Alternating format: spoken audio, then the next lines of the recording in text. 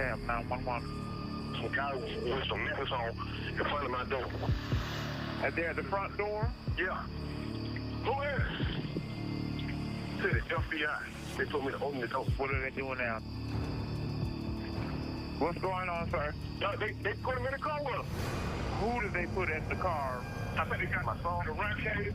They probably What kind of car? a van. They just pulled off. They don't. Jump out. You have officers coming to you.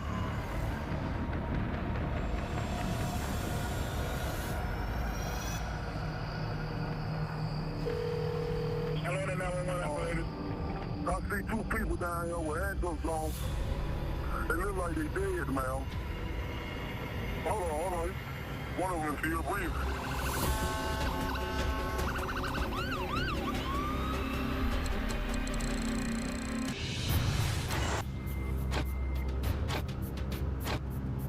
So last night, a young couple was kidnapped and taken hostage. This morning, 6:09 a.m., the victims are discovered in northwest Atlanta. The female, who was 7 months pregnant, was taken to the hospital, and right now we're hearing that she's in critical condition. The male victim is deceased at the scene.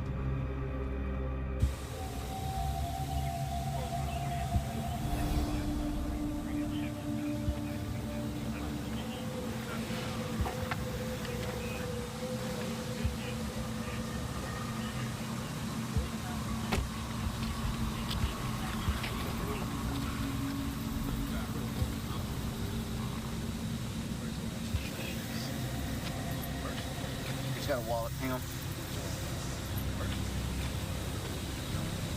What's the name?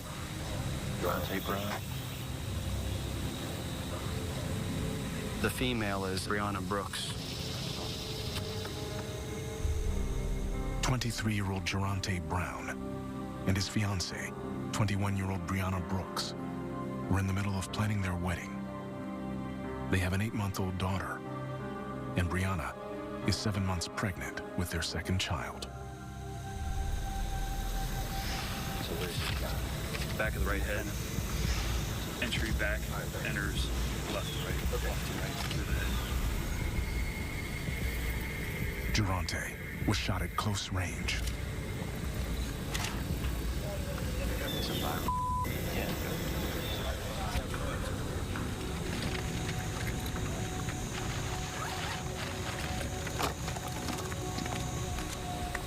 See if you can find the projectile on the ground.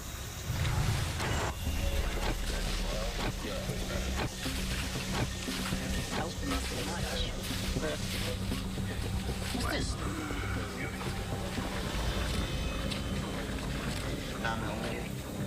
The team finds a 9mm projectile on the side of the road. Here you go, right here, guys. And a 9mm casing where Geronte was lying. I wonder if he was kneeling then. Why would he be under him like that? Because his head was right here. Literally. Well, it came out the front right of his head, so down Maybe this about way. by the time he fell. That's this.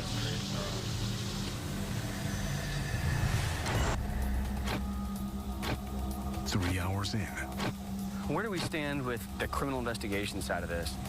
the team meets with DeKalb County Detective Lynn Schuler, who has been working the kidnapping investigation for 8 hours.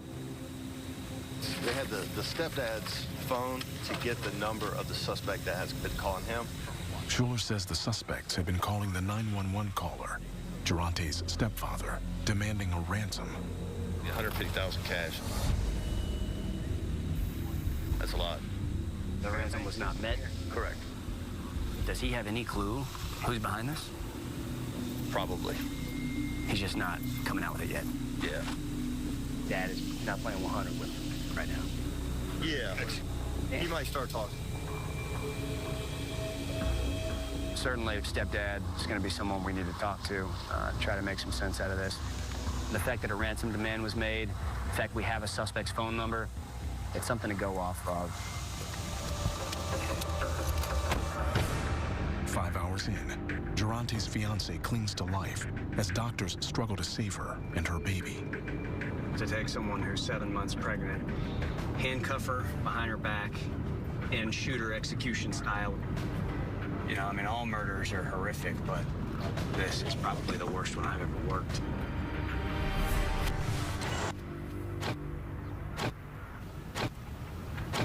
I've got Calvin's records. This is the number from which those ransom demands are being made. DeKalb PD passed along the suspect's phone number and carrier information. How may I help you? My name's Kevin Leon Packer. Leon Packer calls the cell phone company, hoping to get the suspect's name. So it's a prepaid phone. The subscriber on the account contacted Tom Lewis, date of birth 1/1/1980. Okay, I appreciate it. No problem. You have a good day. You too. Bye. They gave a name and a date of birth, but it's all very generic. My gut feeling is this is probably a fake name. I'm not going to spend a whole lot of time chasing this down. We got records going back a week for the suspect phone. So then what you just have to try to do, I guess, man, is identify the top callers. Who do they call the most? Just go from there.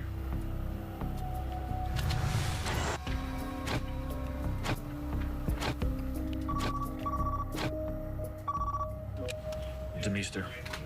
Detective Demeester receives a call from Geronte's sister. They said that he was possibly found dead. Was it Geronte Brown? Yes, ma'am. Oh my God. Oh my God. What have you been told happened? Pretty much, my brother has been kidnapped, and he had a ransom. It's all because of my stepdad. He got the money.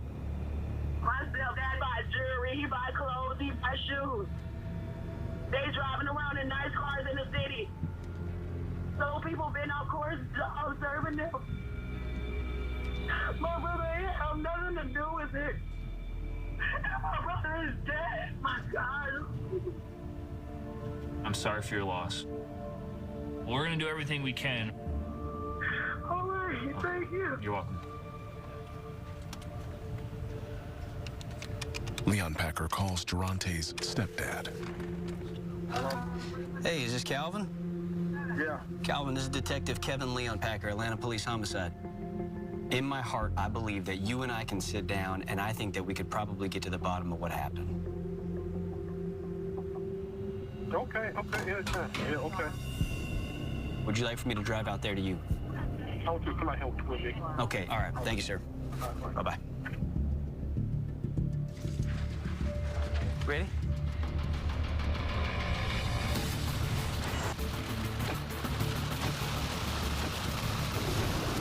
This is crazy. You're gonna make it in one piece.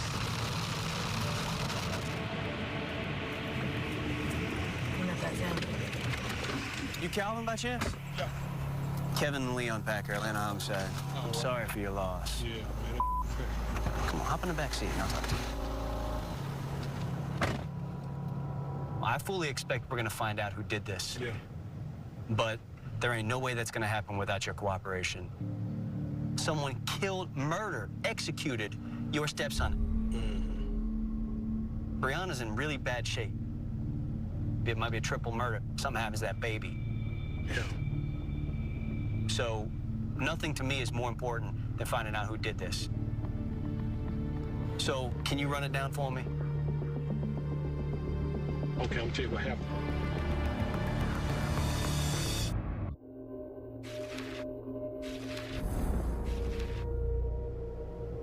Calvin, I believe that you know why these guys were at your house.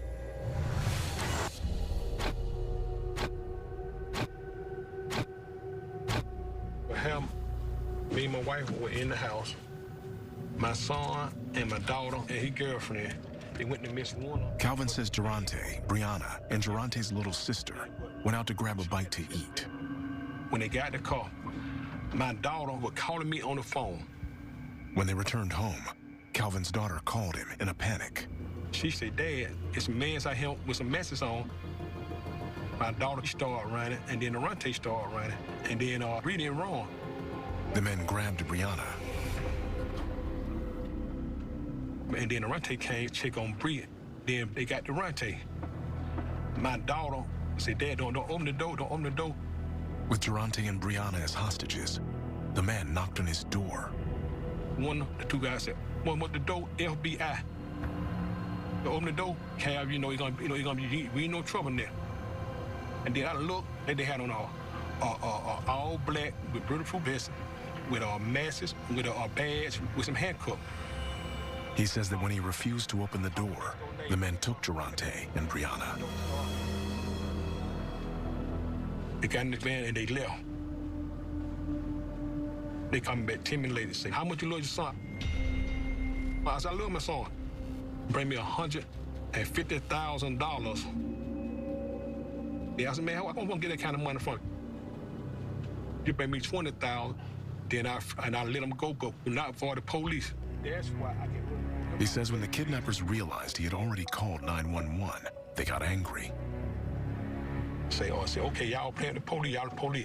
Okay, I'm telling what I'm gonna do. Y'all get ready. Shoot him in the neck. Yeah, they hung up. Why would they think that you would be in a position to give them that kind of money? Because they think I got money. Why would they think that? I be hustling. Did you steal something from them? Never. I don't steal. Calvin, I'm trying to find out who killed Durante. Yeah. And probably who killed Brianna. Mm-hmm. She's hanging on by a thread. These people came to your doorstep. They called you by name. They targeted you, obviously. Yeah, I know, yeah. Who do you think they are?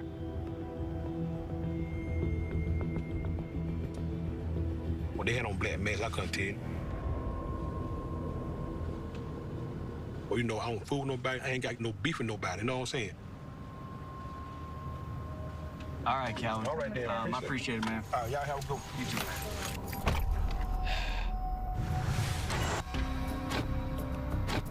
I feel like I extended an olive branch to Calvin today, and I don't feel necessarily like he accepted it. Leon Packer calls Brianna's mother. What's the latest on her condition? It's a girl. Congratulations. I know it's, about 2 months early, right? Doctors were able to save Brianna's baby, but Brianna is still in critical condition. No, I'm gonna keep her in my prayers and hope that she pulls through. Brianna's mom said the bullet's still inside of her head and that they're working to relieve pressure on her brain.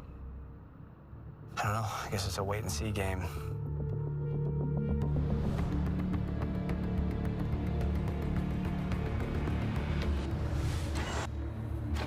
The next morning, I have my suspect's phone records going back 7 days before the kidnapping occurred. Leon Packer scans the records for frequently called numbers. There's one number that appears here. Now look, this is perfect. One of the numbers appears 88 times. I'm gonna look up this phone number, see if I can find out who it belongs to.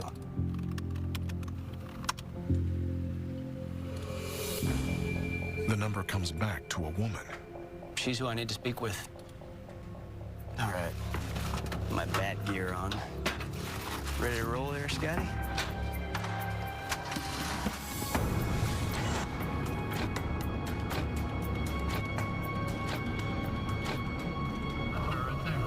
Yeah, maybe. Hey, you want to hop in the back seat? There's my card. Okay, thank you. Read that card. Homicide? Yeah. Here's the thing, your phone popped up in some phone records that I'm looking at. Okay. Within the past 7 days, your phone number has appeared in these phone records. Is this sound like that fat boy E?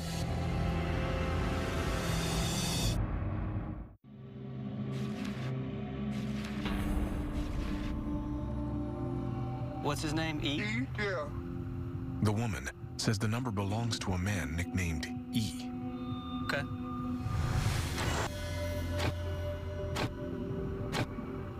Where do you know him from? I met him downtown. How long have you known him?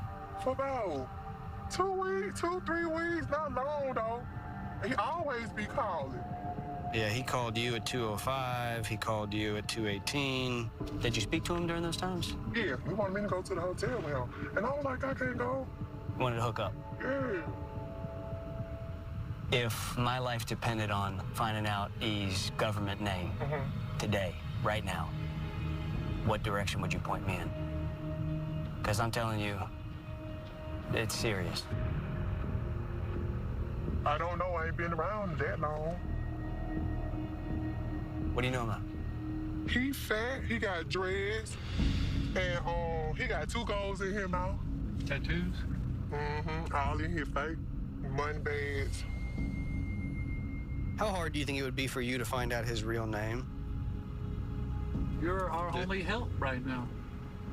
I try for y'all. Okay. Well, we appreciate that. Thank you.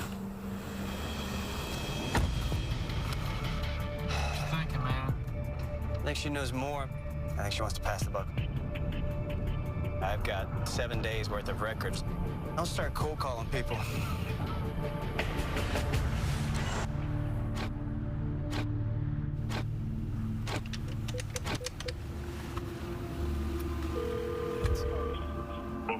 Hey, this is Detective Kevin Leonpacker with the Atlanta Police Department.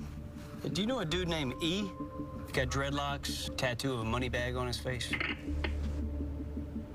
We hung up. Hey, this is Detective Kevin Leonpacker. You know a dude named E? No, I don't know E. This is nuts. After hours of cold calling numbers, You know a dude named E? Yes, sir. He called me today. I'm just trying to find out who E really is, what his real name is. To be honest, that's the only thing I know about E.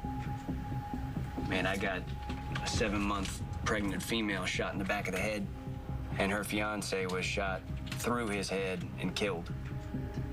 And I just need a name. That's it. I'm gonna do what I can do for you to get that information. How about that? Especially if he done did what you just said. Man, I'm telling you, I'd be forever grateful. All right. Well, This is good news. We'll see if this dude calls back.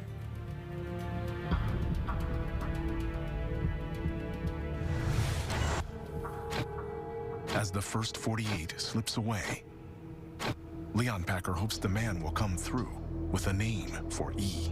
We've planted some seeds, so maybe it'll rain tonight and we'll watch them grow.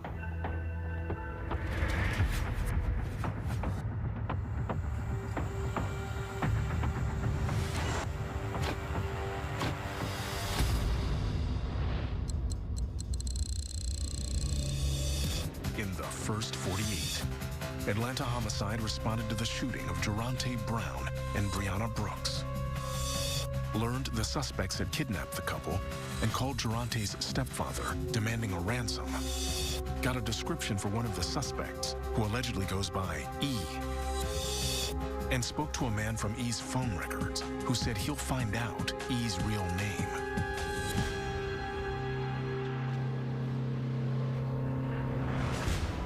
Three days later, the team learns that Brianna's family disconnected her from life support. Okay, got it. Thank you. Brianna Brooks didn't survive her injuries. The baby's doing okay, is expected to survive, but that baby is now gonna grow up without a mom.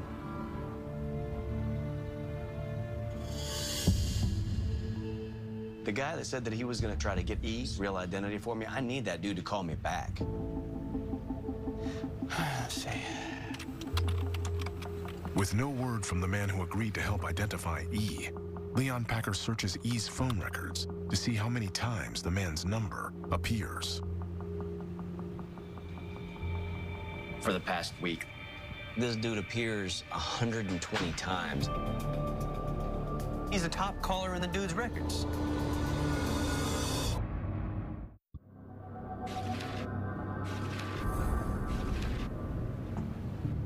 He called this guy 2 hours before the kidnapping occurred. So they spoke right before the kidnapping. Leon Packer researches the man's phone number. Andre Gay. He's got one arrest. 38-year-old Andre Gay is on parole after serving 24 years for murder. He was released just 7 months ago. From November 24th, 1990, he was brought in. Let me go look that up. I'm gonna go get the book. Detective David Quinn pulls the report on Andre's murder case. Wow. See? I remember this night because I worked morning watch and it happened as soon as he got to work. They shot everybody up. Andre was on a robbery spree in an apartment complex when he shot into an apartment. He was 16 or 15, I can't remember. He was young. Person shot through the door, striking victim in the head. Andre was convicted of killing a 39-year-old woman and the 16-month-old boy she was babysitting. Damn. You think he'd be capable of doing this again? We need to get him in here and see what he's got to say.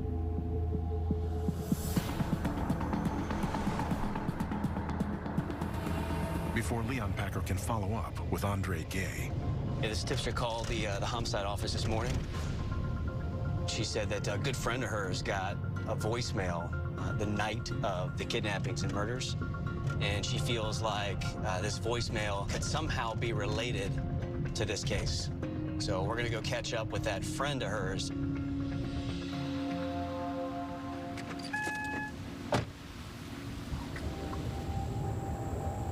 Tell me about the voicemail that you got. You got a disturbing message. I have 2 voicemails. The August 30th is the longest damn voicemail. Okay. What's the time? August 30th. This says 12:56 a.m. 30 minutes after Geronte and Brianna were kidnapped, someone accidentally dialed the man and left a 3-minute voicemail. What do you think this has got to do? To be honest with you, they got to do it. Whose number is that it came from? That'll be Andre Gay. I gotta take this voicemail off the phone, take it back to HQ. Okay.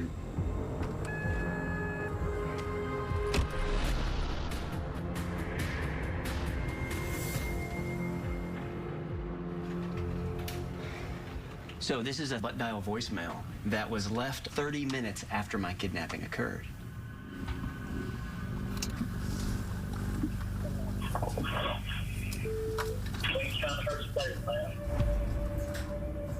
Oh, wow. We ain't trying to hurt your baby, ma'am.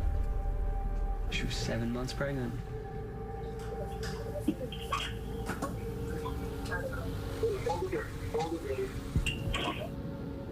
Did you hear don't look at me? Don't look at me, don't look at me. Get like this, get like this. Calm down, just calm down,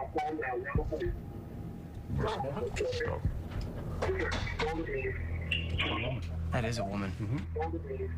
Leon Packer recognizes the woman's voice. Homicide? Yeah. I think it's her voice. I think she's in the van when it all went down. All right, we definitely need to talk to both of them, but let's get Andre down here first. Hey, man. Leon Packer calls Andre to see if he will come in for an interview. All right, see you. Andre, he ended up saying, okay, I'll come meet with you. I'm not gonna ask him about the butt dial. I don't want him to know that I have that yet. Let's see what he's got to say.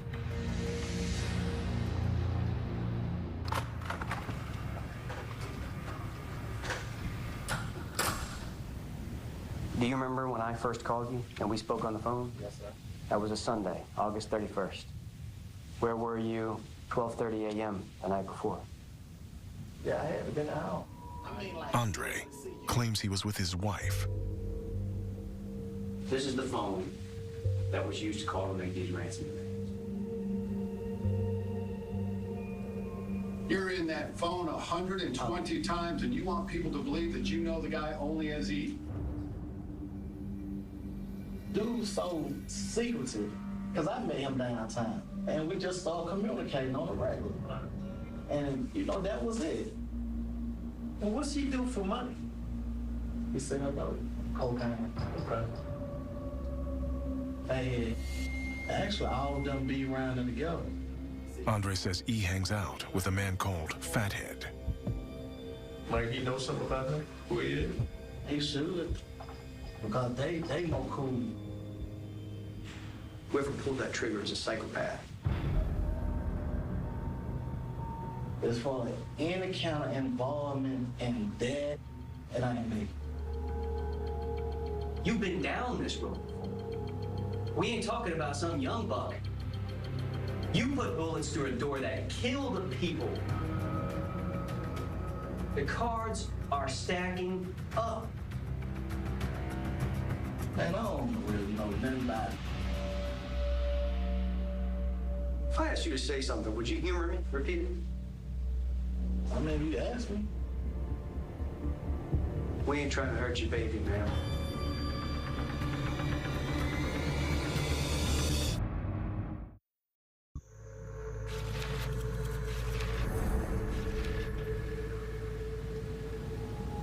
We ain't trying to hurt your baby, man.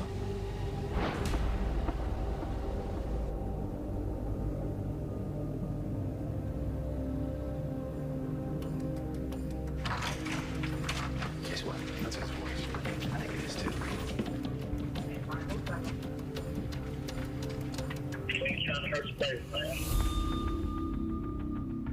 We know that voicemail came from Andre's phone. What if the explanation is that's a line from a movie and he was at home watching a DVD?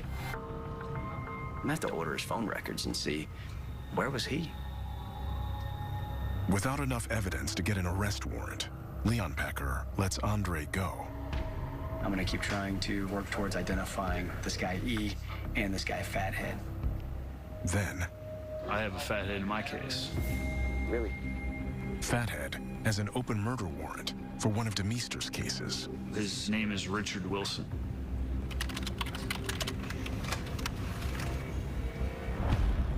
"40-year-old Richard Wilson, a.k.a. Fathead, has prior convictions for armed robbery, aggravated assault, and manslaughter. He was recently released from prison. The information I have is that my victim was part of this little robbing crew that Fathead was also involved in. DeMeester suspects Fathead of killing his own robbery partner 8 months ago. I'm looking to talk to him, but he's never made himself available. You got a lot of factors in play now. Your girl, she's gonna have a lot to provide. Leon Packer turns back to the woman who was heard on the incriminating voicemail. Calm down. Yeah, she's gonna have some explaining to do.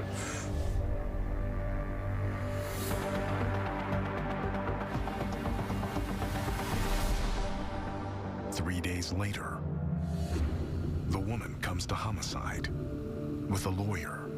She might be able to bring down the whole pyramid here. So, you can start from the beginning. Andre? I said, oh my God, is that Andre? I haven't seen him in 24 years. She admits to knowing Andre since before he went to prison, and that she recently reconnected with him. He asked me to go out with him. I had told him, okay. She says they made plans to hang out the night of the kidnappings. Andre came to pick me up, but we went and we picked up Fathead. When we went and got Fathead, I found out that they were going to go get the money from the guy's house. There it is, bam, boom. But he told me that it was only going to take a minute. She says they parked outside Calvin's house. Moments later, a car pulled up.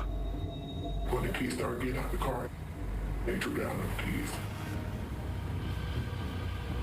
We went to go knock on the door, but the guy wasn't in the house. She says Andre and Fathead then forced Durante and Brianna into the van. I asked Andre, what the f*** is you doing? He told me to shut up and put my head down. I asked the boy why my head was down. I said, why y'all didn't run? The boy said, oh no, I don't know what they're here for. I don't know what they're here for. And I said, I'm so sorry, y'all. What's the girl saying? Oh, she said, I'm pregnant and I can't breathe. I said, to just lay yourself on this side so your baby can breathe. And what did you say after that? I said, just like this. Just like this. Just like this. Thank you. She said they drove to an apartment complex where Fathead called Calvin. Fat grabbed the phone. He listened to the phone. He cut the phone off. He was mad. He was like, he got something funny here. He got something funny here. He was like, y'all gonna get in the car. Fathead gets into the van. He followed the van. She and Andre got into a car and followed Fathead and the couple to a dark street. They took them out of the van. I got in the van. They said, you go ahead and you go home. And I said, okay. I pulled off. She says Andre stayed behind with Fathead and the victims. But then I pulled off and I turned the corner. I hit a gunshot. Who pulled the trigger?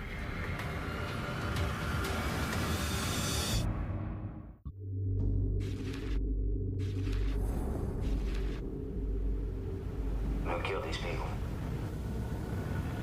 Faye. How do you know that? Because Andre told me. Andre said, I didn't kill the people that he did. Biggest question. Is there any? No. Okay. Faye, Andre told me to say that it was a guy named E. So he doesn't exist. He's a ghost. Yeah. This is absolutely unreal. This elusive E, he's elusive because he doesn't exist. Then, Yes, there we go. Leon Packer examines Andre's phone records. The butt dial call starts coming south on 75, and then the I'm call. not gonna hurt you, baby man. I'm not gonna hurt you, baby man. I'm coming down here. Right. Look at the tower. Cell towers place Andre's phone near the crime scene at the time of the murders. Whoa. We've got everything that we need now to go ahead and take out the warrants for Andre and Fathead. Mark, the sun has risen. Leon Packer calls the U.S. Marshals to pick up Fathead and Andre Gay.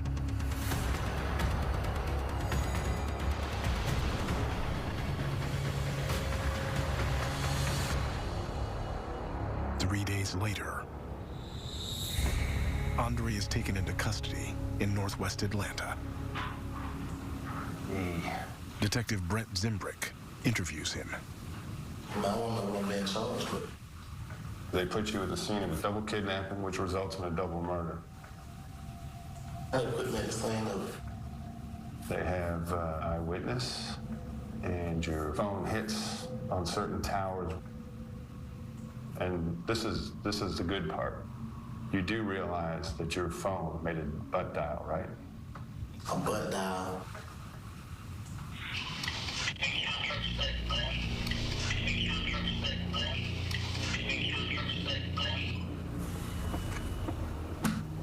That's not me.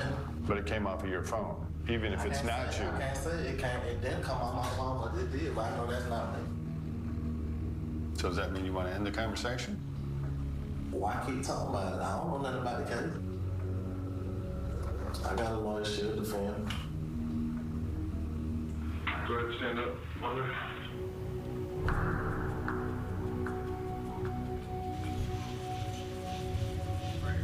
Now, I'm looking for Fathead. He's running from the U.S. Marshals, running from an Atlanta murder warrant. He's got to go.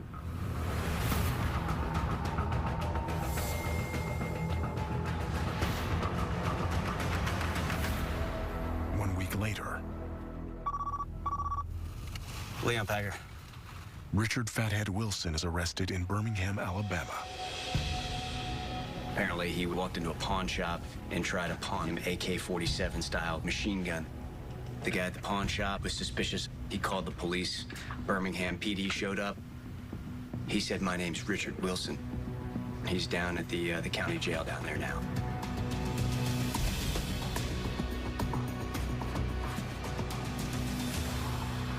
The next day, Fathead is extradited back to Atlanta.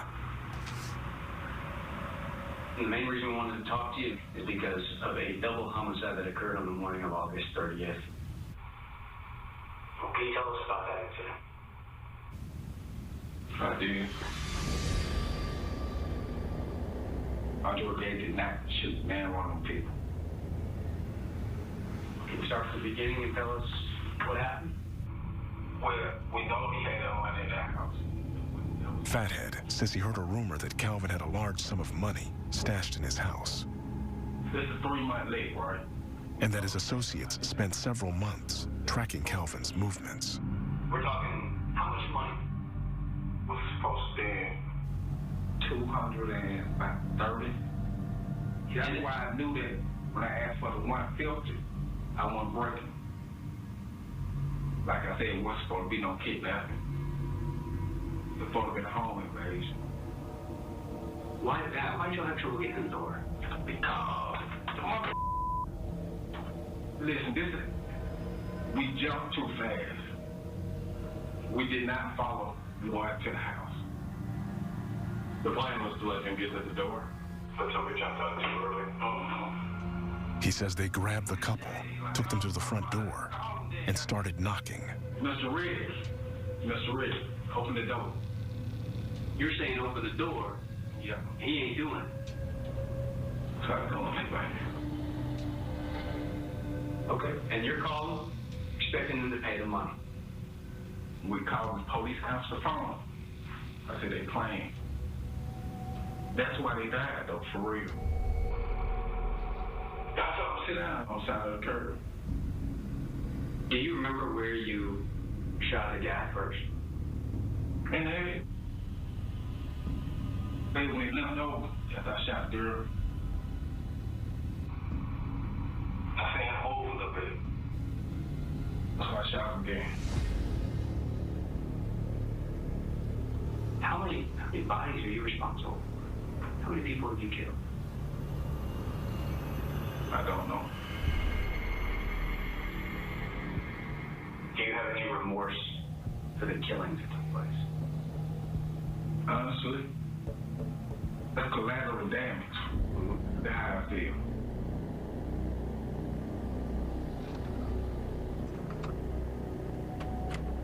His description is horrific.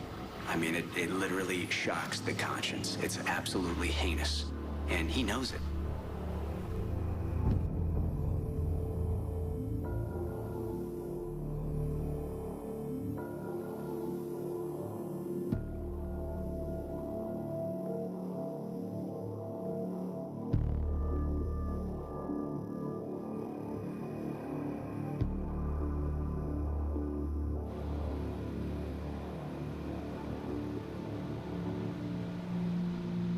You know, what happened to this girl is just, it doesn't sit right with anybody. No one can wrap their heads around this.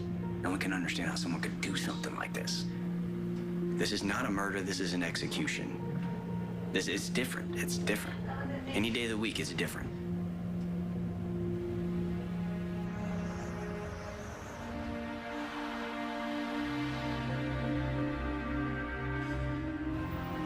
Five months after the couple's murder.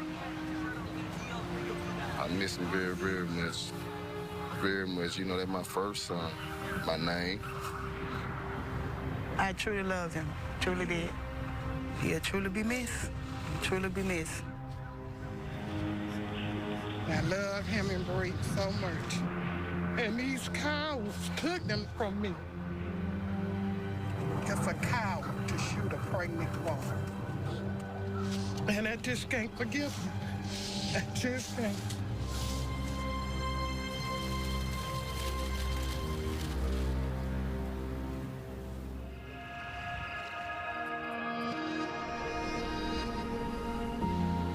Five years later. You know who that is? Mommy Brianna. I'm taking care of her children as I promised her. This is baby Kaylee. Brianna's strength to stay alive for that birth, that's amazing. You know, Mommy Brianna is your mommy? You do? You think she looks like you? Yeah. You do? You ever smile? Yeah. Yes. Brianna did organ donations. She not only gave life with her own 3 children, but she gave life to 4 other individuals. So those families don't have to go through what we've been through. And so that's a part of therapy and healing for us. But it's also bittersweet.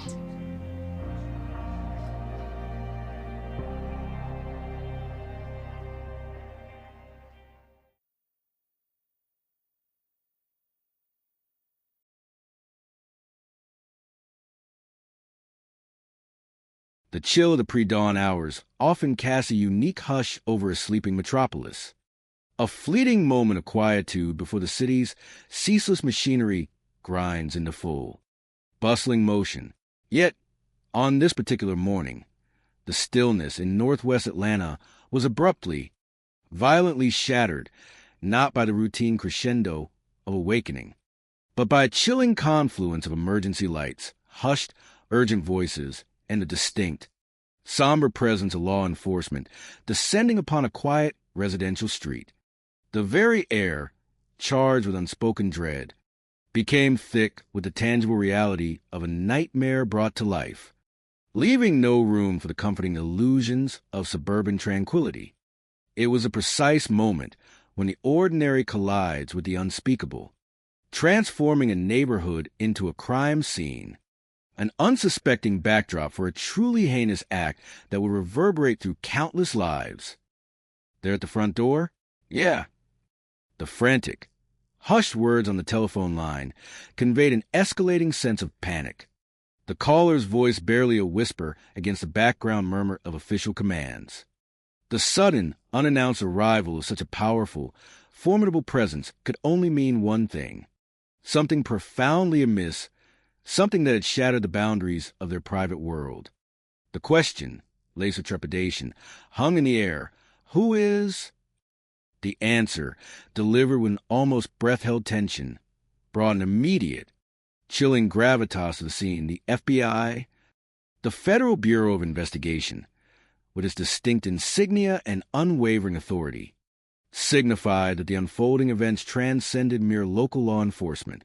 This was an investigation of significant gravity, an intrusion into their lives that signaled a nightmare they were wholly unprepared for. They put me open the door. The speaker, compelled by an authority that brooks no argument, was being forced into a front-row seat to their own unfolding personal crisis, a stark violation of their domestic sanctity. The very act of unlatching that door, allowing the impersonal machinery of federal and local law enforcement into their home, represented the moment their lives, as they knew them, utterly ceased. It was an involuntary surrender to a fate they neither sought nor understood, a terrifying harbinger of events to come. As the armed agents, moving with practiced efficiency and grim purpose, crossed the threshold, the household was plunged into a dizzying vortex of confusion and profound alarm. The unseen observer on the phone continued their frantic relay, each fragment painting a more vivid picture of escalating bewilderment. What are they doing now? What's going on, sir? The questions tumbled out, raw with disbelief, demanding answers that were conspicuously absent in the whirlwind of official activity. The swift, decisive actions of the law enforcement officers, precise in their movements, yet opaque in their intent to the terrified residents, seemed almost choreographed. They had taken someone, a figure central to the household's quiet rhythms, and were isolating them, cutting them off from any semblance of familiar comfort or control. They put him in the car with us. The voice on the phone, a palpable mix of fear and sheer incomprehension, could barely grasp the unfolding reality. Who did they put in the car? The frantic query returned, desperate for clarification, for a name, for a certainty in the face of such profound upheaval. The answer, implicit in the speaker's tone, remained elusive, shrouded in the terrifying unknown. Yet, in the midst of this controlled chaos, the speaker's own instincts of self-preservation, however rudimentary, flickered. I bet they got my phone around here. A desperate, fleeting thought of personal possessions, a tiny anchor in the storm of official intrusion, momentarily surfaced. But the events were moving too fast, too inexorably. They probably just pulled off. The detachment was sudden, absolute. The scene, once pulsing with the immediacy of police presence, receding into a terrifying, unanswered void. But the silence that followed the departure of the vehicles, though initially bewildering, was quickly replaced by a stark, unequivocal reality delivered with a brutal, almost clinical directness by the officers still present. They don't. We have officers talking to you. The response, curt and professional, cut through any lingering confusion, dismissing the initial frantic assumptions about the nature of the official intervention. The scene was not about misplaced phones or minor infractions. It was about something far more grave, far more devastating. The true, gut-wrenching purpose of the FBI's presence, the cold, horrifying reason for the morning's abrupt awakening, was then delivered with unvarnished finality. I say, 2 people dying over there. 2 words, so simple, yet so utterly catastrophic, fell into the terrified silence, severing all hope, transforming the surreal events into an inescapable, brutal truth. What? The single-word response, an agonizing gasp of disbelief, articulated a profound shock. The sudden, unyielding confrontation with an unimaginable loss. 2 lives extinguished in a cruel, unprovoked act, and the dawning horror that those lives might be their own loved ones. The morning had delivered not a new day, but an abyss of unspeakable tragedy. 4 homicide detectives, the intricate, high-stakes game against time begins with the first siren's wail. A relentless pursuit where every second counts. The chilling reality, a cold, hard truth embedded in the fabric of their demanding profession, dictates their every move. For homicide detectives, their chance of solving a murder is cut in half if they don't get a lead within the first 48 hours. This stark statistic, oft-quoted yet never truly loses its gravitas, represents the golden hours of an investigation, a narrow, treacherous window of opportunity. During this crucial period, eyewitness memories are freshest, forensic evidence is most pristine, and the perpetrator's trail is most discernible. It's a race against entropy, against the fading imprints of a violent act, where the diligent gathering of initial clues often proves pivotal.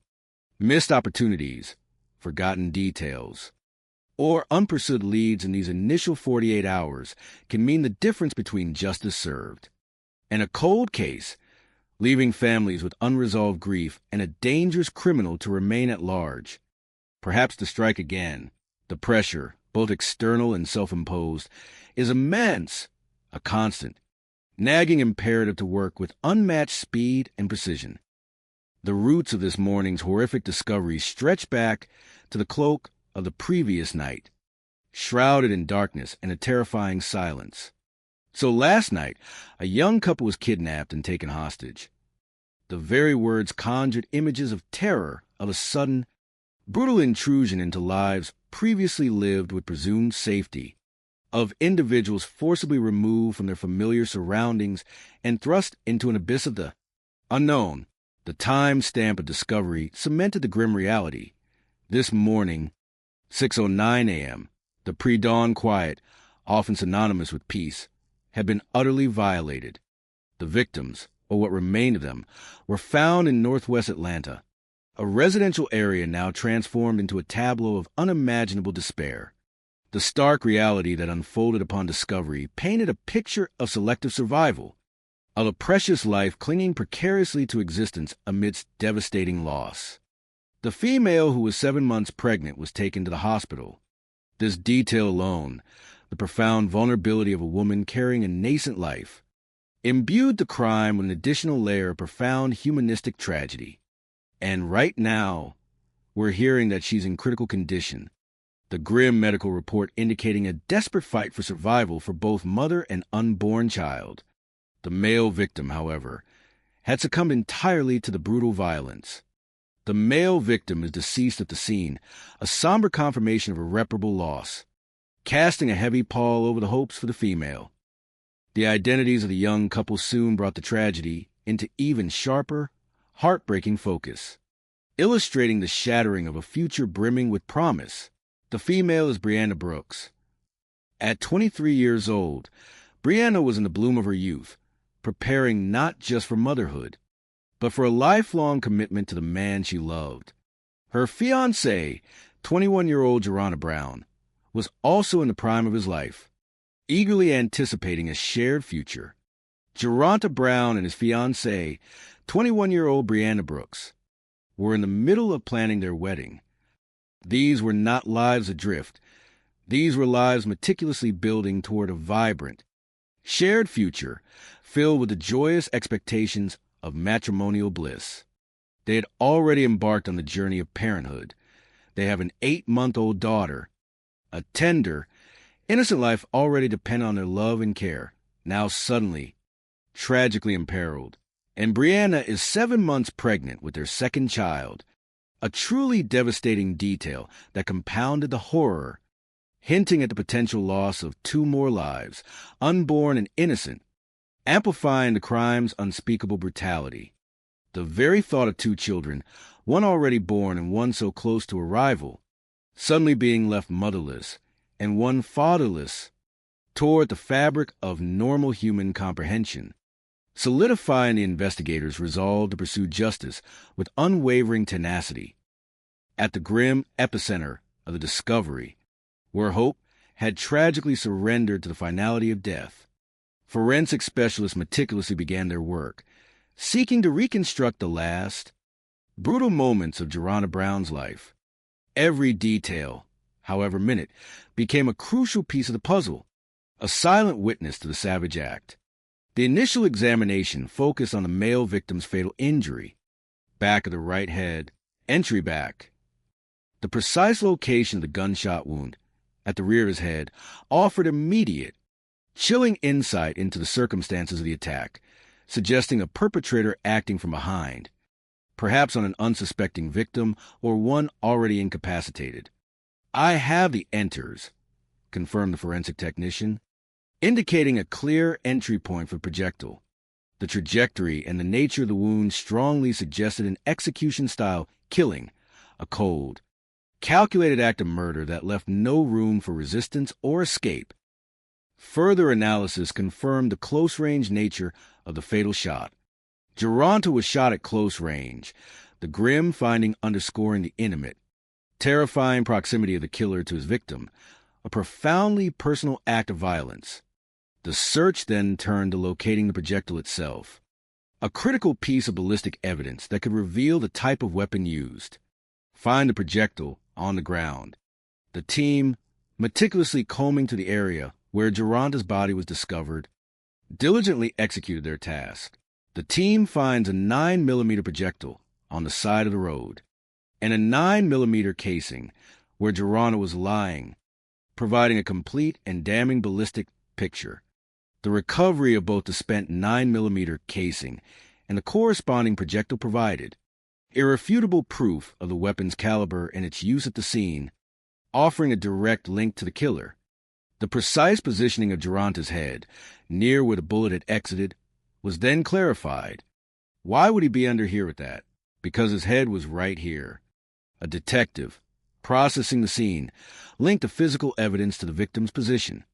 Well, it came out the front right of his head, so this detail about the exit wound trajectory was crucial, further refining their understanding of the angle of the shot and the precise moment of impact. The careful collection and analysis of these ballistic and physical details formed the immutable foundation of the burgeoning murder investigation, grounding their pursuit of justice in the unyielding language of forensic science.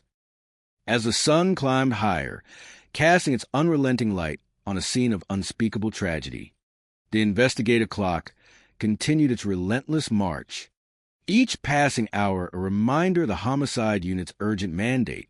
3 hours in, the initial chaotic rush of emergency response had transitioned into the methodical, yet intense, rhythm of criminal investigation. Where do we stand with the criminal investigation side of this?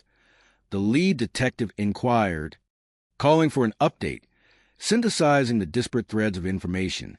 The complexity of the case demanded interagency collaboration, pulling together insights from both Atlanta and DeKalb County. The team met with DeKalb County Detective Lynn Schuler, a seasoned investigator who brought a crucial perspective to the table. Detective Schuler had been working the kidnapping investigation for 8 hours, indicating that the abduction had been an active case before the grim discovery of the victims. This long-standing involvement provided a rich context and an invaluable, if distressing, timeline of events. Central to Detective Schuler's ongoing kidnapping investigation was a critical piece of evidence. They have the stepdad's phone to get the number of the suspect that has been calling him. The suspects, brazen in their criminality, had maintained direct communication with Geronta's stepfather, leveraging his fear and anguish for their nefarious ends.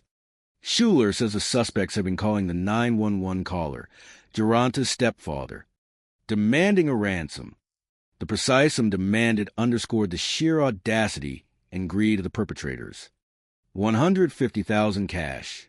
That's a lot, commented the Atlanta detective, immediately recognizing the astronomical nature of the figure, a sum far beyond the means of most ordinary citizens, suggesting either a misjudgment by the kidnappers or a belief that Calvin possessed significant, illicit wealth. The question, then, was whether this exorbitant demand had been met. The ransom was not met? Correct. The simple confirmation spoke volumes about Calvin's inability or unwillingness to pay the sum, potentially triggering the fatal escalation of the crime. However, a crucial piece of the puzzle, rooted in the stepfather's intimate knowledge of Geronta's life and the local criminal landscape, remained frustratingly out of reach. Does he have any clues behind this? Probably. He's just not coming out with it yet. Detective Schuler's assessment was astute, hinting at a reluctance or fear on Calvin's part to fully disclose what he knew, perhaps to protect himself or others from reprisal. Yeah, Dad is not playing 100 with it right now. This colloquial observation highlighted Calvin's evasiveness, his strategic withholding of information, which only intensified the investigator's suspicions. Yeah, he might start talking. The detective expressed a professional optimism, understanding that the pressures of the investigation and the gravity of the tragedy might eventually compel Calvin to speak the full truth, regardless of his initial reluctance. Calvin's central position in the ransom demands made him an indispensable witness, perhaps even a key to unlocking the entire case. Certainly, Stepdad is going to be someone we need to talk to, try to make some sense out of this, confirmed the Atlanta team, prioritizing his comprehensive interview. The motive, crystal clear in its mercenary intent, provided a strong investigative anchor, the fact that a ransom demand was made. In fact, we have a suspect's phone number, Detective Schuler emphasized. It's something to go off of a potent, tangible lead that could ultimately lead them directly to the perpetrators. This digital breadcrumb, the ransom call phone number, was now their immediate, highest priority in the frantic race against the clock. As the 5th hour of the relentless investigation ticked by, another vital and deeply emotional front continued to unfold in a sterile hospital ward. 5 hours in, Geronta's fiancé clings to life as doctors struggle to save her and her baby. The very phrase "clings to life" evoked an image of fragile, determined spirit fighting against overwhelming odds, a poignant testament to the resilience of the human body and the miracles of modern medicine. Doctors, performing an agonizing dance between saving 2 lives, worked tirelessly to avert what could become an even greater tragedy, their skill pitted against the brutal finality of a gunshot wound to the head. The sheer barbarity of the attack left an indelible mark on the seasoned detectives, shaking their professional composure to its very core. To take someone who's 7 months pregnant, handcuff her behind her back, and shoot her execution style. The chilling specificity of the act, its calculated cruelty against the most vulnerable, transcended the usual horrors of homicide. All murders are horrific, but this is probably the worst one I've ever worked, confessed one of the investigators. The words heavy with the emotional weight of witnessing such an egregious violation of humanity. This profound sentiment underscored the unique moral depravity of the crime, demanding an unwavering commitment to deliver justice for Brianna, her baby, and Geronta. Armed with critical intelligence, a concrete name was now ready to be pursued. I've got Calvin's records. This is the number from which those ransom demands are being made. The raw, undeniable evidence of the suspect's phone number, extracted from Geronta's stepfather's call history, was a direct link to the perpetrators. The previous collaboration had proved invaluable. The cab PD passed along the suspect's phone number and carrier information, ensuring a smooth, interagency transfer of critical data. Detective Kevin Leon Packer, taking the initiative, launched the next phase of the digital investigation, embarking on the tedious but vital task of tracing the phone number back to its registered owner. "How may I help you?" he inquired, speaking to a representative from the cell phone company, concealing the urgency of a double murder investigation behind a professional facade. "My name is Kevin Leon Packer." Leon Packer calls the cell phone company, hoping to get the suspect's name. The initial information provided was a mixed bag, offering a name and date of birth that immediately raised flags for the astute detective. So, the previous phone, the subscriber on the phone comes back to Tom Lewis, date of birth, 1/1980. Okay, I appreciate it. No problem. You have a good day. You too. Okay. The exchange was polite, but the result was problematic. They gave a name and a date of birth, but it's all very generic, Leon Packer noted, his gut instinct already buzzing with suspicion. "My gut feeling is this is probably a fake name." The highly generic nature of the name and date of birth immediately indicated a burner phone, specifically registered with false information to evade identification. Such a common, almost bland, identity was a classic tactic for those seeking anonymity, confirming the criminal's attempts at obfuscation.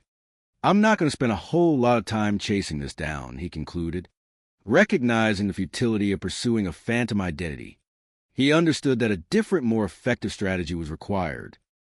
With the primary subscriber information for the suspect's phone proving to be a dead end, Detective Leon Packer pivoted his investigative strategy, recognizing the need to pursue alternative digital avenues. "We've got records going back a week for the suspect phone. This crucial access to a week's worth of call and text data represented a potential goldmine of information, a forensic roadmap of the perpetrator's recent communications. So, what you just have to try to do, I guess, man, is identify the top callers. Who do they call the most? Go from there." This strategy, often employed in complex criminal investigations, sought to bypass the false subscriber information by identifying the individuals with whom the suspect communicated most frequently. These top callers would likely represent individuals deeply intertwined with the suspect's life, possessing critical knowledge, or perhaps even direct involvement. As the painstaking process of analyzing the dense phone records began, the grim realities of the case continued to ripple through the affected families. Simultaneously, Detective Demister received a call from Geronta's sister, a heartbreaking communication that underscored the profound emotional toll of the tragedy. The conversation with Geronta's sister was fraught with agonizing grief and profound disbelief, bringing a stark human face to the crime that extended beyond mere data points and forensic details. The call began with a tentative, almost dreaded confirmation from the sister. They said they was possibly found dead. This veiled query, unable to directly voice the unbearable truth, was met with a somber affirmation. Was it Geronta Brown? Yes, ma'am. Oh, my God. Oh, my God. The gut-wrenching wail of pure anguish that erupted from Geronta's sister underscored the crushing finality of the news, the incomprehensible reality of losing her beloved brother, especially under such horrific circumstances, left her gasping for breath, clinging to fragments of what she knew. What have you been told? Pretty much. My brother has been kidnapped, and he had a ransom. Her words were a jumbled cascade of the terrifying information she had absorbed, a fragmented narrative of her brother's final hours. She also offered a unique, if somewhat unusual, detail about the arduous process of identifying a loved one's remains, a detail that resonated with the profound impact the victims' families face when forced to identify those who have been disfigured by violence. I built that by jury, by clothing, by shoes. While the phrasing by jury might typically refer to a legal body, in this context, the sister was almost certainly referring to the painstaking, collective process by which individuals who were familiar with George had provided input, collectively corroborating his identity through his attire and footwear, mundane items now imbued with tragic significance. The collective pain and fear of the community was also palpable in her desperate words. So, people have been, of course, observing them. My brother, he had it. Her voice trailed off, overcome by an unspoken despair. My God! Detective Demister, a voice of trained composure amidst profound emotional distress, offered the only comfort possible. I'm sorry for your loss. We're going to do everything we can. The promise of relentless pursuit for justice, of leaving no stone unturned, was the strongest form of solace they could offer. All right. Thank you. You're welcome. The call concluded, leaving Demister with the raw echo of a family shattered, solidifying the emotional imperative to solve this heinous crime.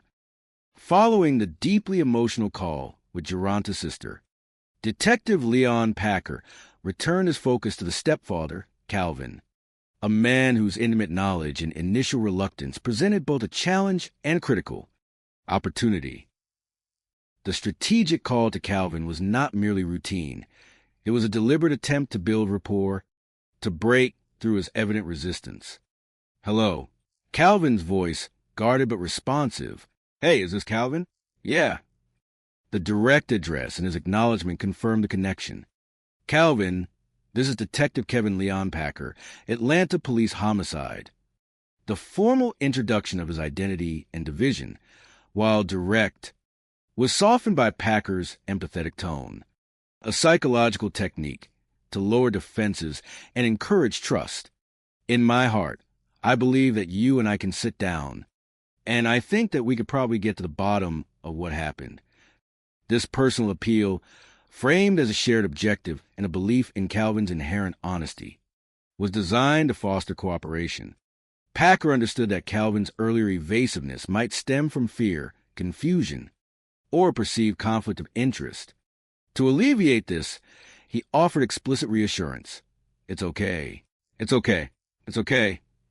The repetition was a soothing mantra, a psychological balm intended to alleviate anxiety and encourage candor.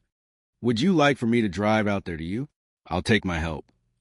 The offer of immediate, personal assistance, of coming to Calvin rather than demanding his presence, underscored Packer's commitment to facilitating cooperation. Okay, all right. Thank you, sir.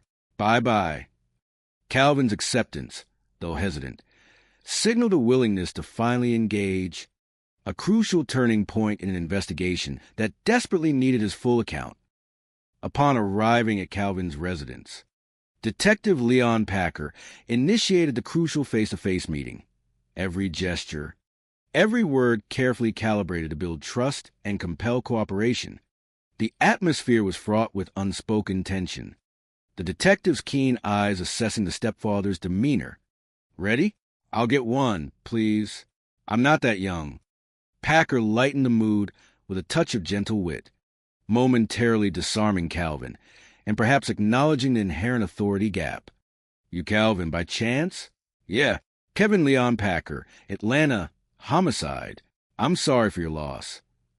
The formal reintroduction was immediately followed by a genuine expression of condolences, a profound human touch designed to convey empathy and underscore their shared grief over Geronta's murder. Yeah. Calvin, perhaps beginning to drop his guard, opened the door further. Come on, hop in the back seat. The invitation into the sanctity of the police vehicle, away from prying ears or potential intimidation, was another strategic move to create a confidential, secure environment for the difficult conversation ahead. Packer then laid out the immediate and pressing goal with firm yet empathetic directness. I fully expect we're going to find out who did this. Yeah, but there ain't no way that's going to happen without your cooperation. The unspoken power dynamics were clear, yet framed as a collaborative effort towards a common, undeniable goal. Packer, now that he had Calvin's attention, amplified the sheer gravity of the crime, not just for Geronta, but for Brianna and their unborn child. Someone killed, murdered, executed your stepson. Brianna's in really bad shape. It might be a triple murder. Something happens to that baby. The deliberate use of stark, emotionally charged language like executed was intended to pierce through any lingering denial or protective facade Calvin might still harbor. The mention of a triple murder, Brianna, Geronta, and the unborn child, was a devastating reminder of the escalating horror and the urgent need for information. So, nothing to me is more important than finding out who did this. This personal declaration underscored a profound moral imperative driving Packer, compelling Calvin to see the shared purpose beyond his own fear. So, can you run it down for me? Packer concluded, extending a final, direct invitation to break the silence. The raw truth, stripped of any further pretense, finally began to flow. Okay, I'll tell you what happened. The words were hesitant, weighty, but finally offered a pathway into the heart of the mystery. With the emotional barriers beginning to crumble, Detective Leon Packer, having effectively established a fragile rapport, immediately zeroed in on the core enigma of the case, the motive behind the attack and the identity of the perpetrators. Calvin, I believe that you know why these guys were at your house. This direct, intuitive accusation, delivered with calm certainty, was a psychological prod, suggesting Packer's awareness of Calvin's unspoken knowledge. Calvin, sensing the game was up, finally began to recount the terrifying events of that fateful night, peeling back the layers of fear and denial. Me and my wife were in the house. My son and my daughter and a girlfriend, they went to Miss Wharton. Calvin's narrative set the mundane scene of a typical evening, outlining the presence of his immediate family and their plans for a meal. Calvin says Geronta, Brianna, and Geronta's little sister went out to grab a bite to eat. This detail, describing a routine outing, starkly juxtaposed a peaceful prelude against the terrifying storm that was about to break. The violence, when it struck, was sudden and brutal, catching the family utterly off guard. When they got the call, my daughter was calling me on the phone. When they returned home, Calvin's daughter called in a panic. The shift from routine outing to panic phone call was instant, terrifying. Her voice, undoubtedly breathless with terror, delivered the chilling, inexplicable words. She said, "Dad, it's the man I help with some messes on." This fragmented, colloquial phrase, messes on, likely referred to illicit activities, perhaps drug dealing or other criminal enterprises, immediately signaling the violent underbelly that had snared Geronta and Brianna. The daughter's desperate call, imbued with an understanding of the malevolent figures now targeting them, painted a vivid picture of a chaotic abduction. My daughter started running, and then the Runtes started running, and then really wrong. The reference to Runte, almost certainly Geronta, indicated a desperate, futile attempt at escape. The men grabbed Brianna, and then the Runte came, check on Bree, then they got the Runte. The chilling sequence of events unfolded rapidly. The men, cold and efficient, first secured the pregnant Brianna, before turning their attention to Geronta, who, in a desperate act of love and protection, had attempted to intervene for his fiancée. Both were seized, their freedom brutally extinguished in the blink of an eye. The scene of abduction, already harrowing, then shifted with terrifying intent towards Calvin's own doorstep, a direct confrontation that confirmed the personal nature of the attack. My daughter said, "Dad, don't open the door, don't open the door." Her frantic, whispered plea underscored the palpable terror and the understanding that their family was under siege. With Geronta and Brianna now held captive, the perpetrators, emboldened and ruthless, attempted to force their way into Calvin's house. The man knocked on his door. One of the two guys said, "One of the door, LBI." This audacious lie, invoking the authority of the FBI, presumably LBI was a misspoken word by the caller, or a colloquial variant by the kidnapper, was a psychological tactic designed to compel immediate entry, leveraging fear and compliance. To open the door, Calvin, you're going to be, we ain't no trouble in there. The kidnappers, calling Calvin by name, tried to coax him out, using a deceptive reassurance to lower his guard. But Calvin, his paternal instincts alert, observed them closely, and what he saw cemented his refusal. And then I looked, and they had on our black, with beautiful business, with our messes, with our bags, with some handcuffs. His description painted a chilling picture. Men dressed in dark attire, attempting to appear official, yet betraying their true intent with their menacing bearing, and the telling presence of handcuffs. The fragmented phrase, "beautiful business," with our messes, again hinted at their illicit activities, revealing the dangerous context of their presence. Calvin's instincts proved tragically correct. These were not law enforcement, but dangerous criminals intent on violating his home and his family further. Calvin's refusal to open the door, a brave act of defiance against the masked authority of the kidnappers, tragically cemented his stepson's fate. He says that when he refused to open the door, the men took Geronta and Brianna. They got in the van and they left. His protective instinct, intended to shield his household, had unwittingly left his stepson and his fiancée in the hands of their ruthless captors. The next phase of terror began almost immediately, characterized by a series of chilling, mercenary phone calls designed to extract a substantial ransom. They come back to me and say, "How much you love your son?" I said, "I love my son. Bring me $150,000. The kidnappers, having established their monstrous demands, initiated negotiations, leveraging Calvin's love for Geronta as a bargaining chip. The exorbitant sum, however, was clearly beyond Calvin's immediate reach. I said, "Man, how am I going to get that kind of money for it?"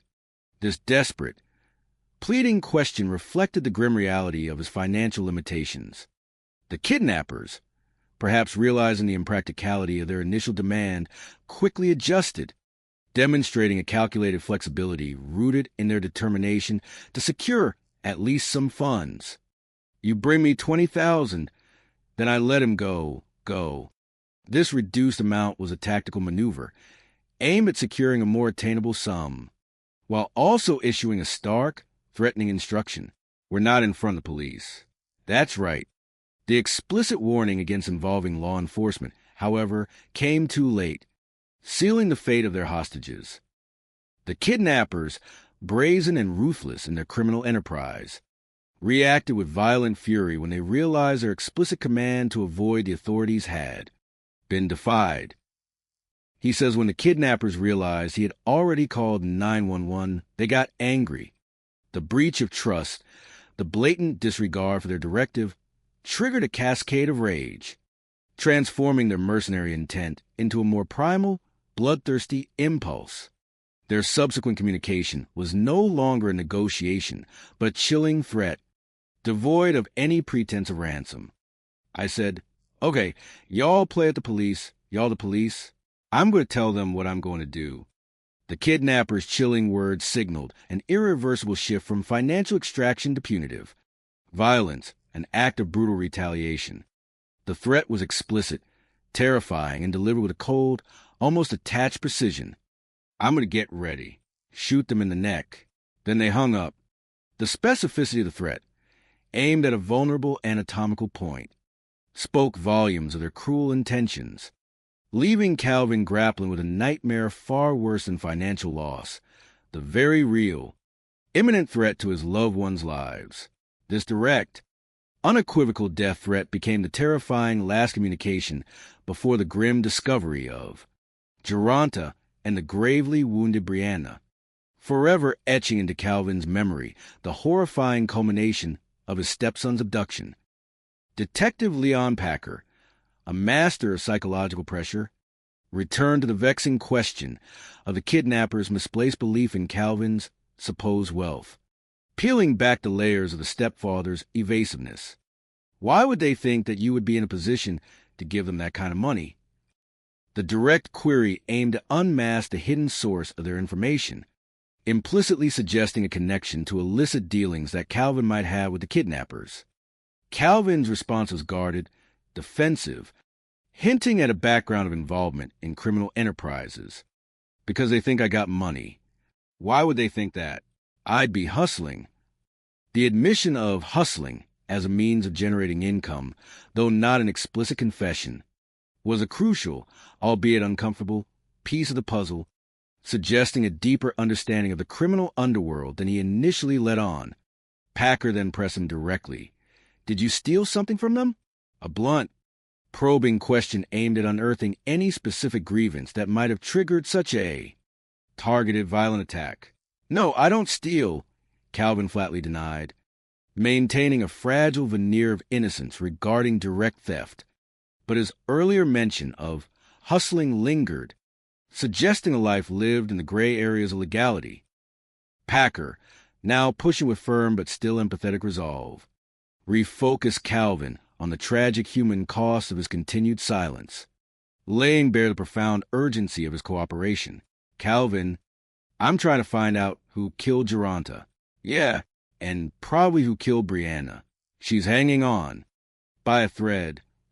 The explicit mention of Brianna's perilous state, the imminent possibility of second, and even third fatality, was designed to compel Calvin to release any information he might still be withholding.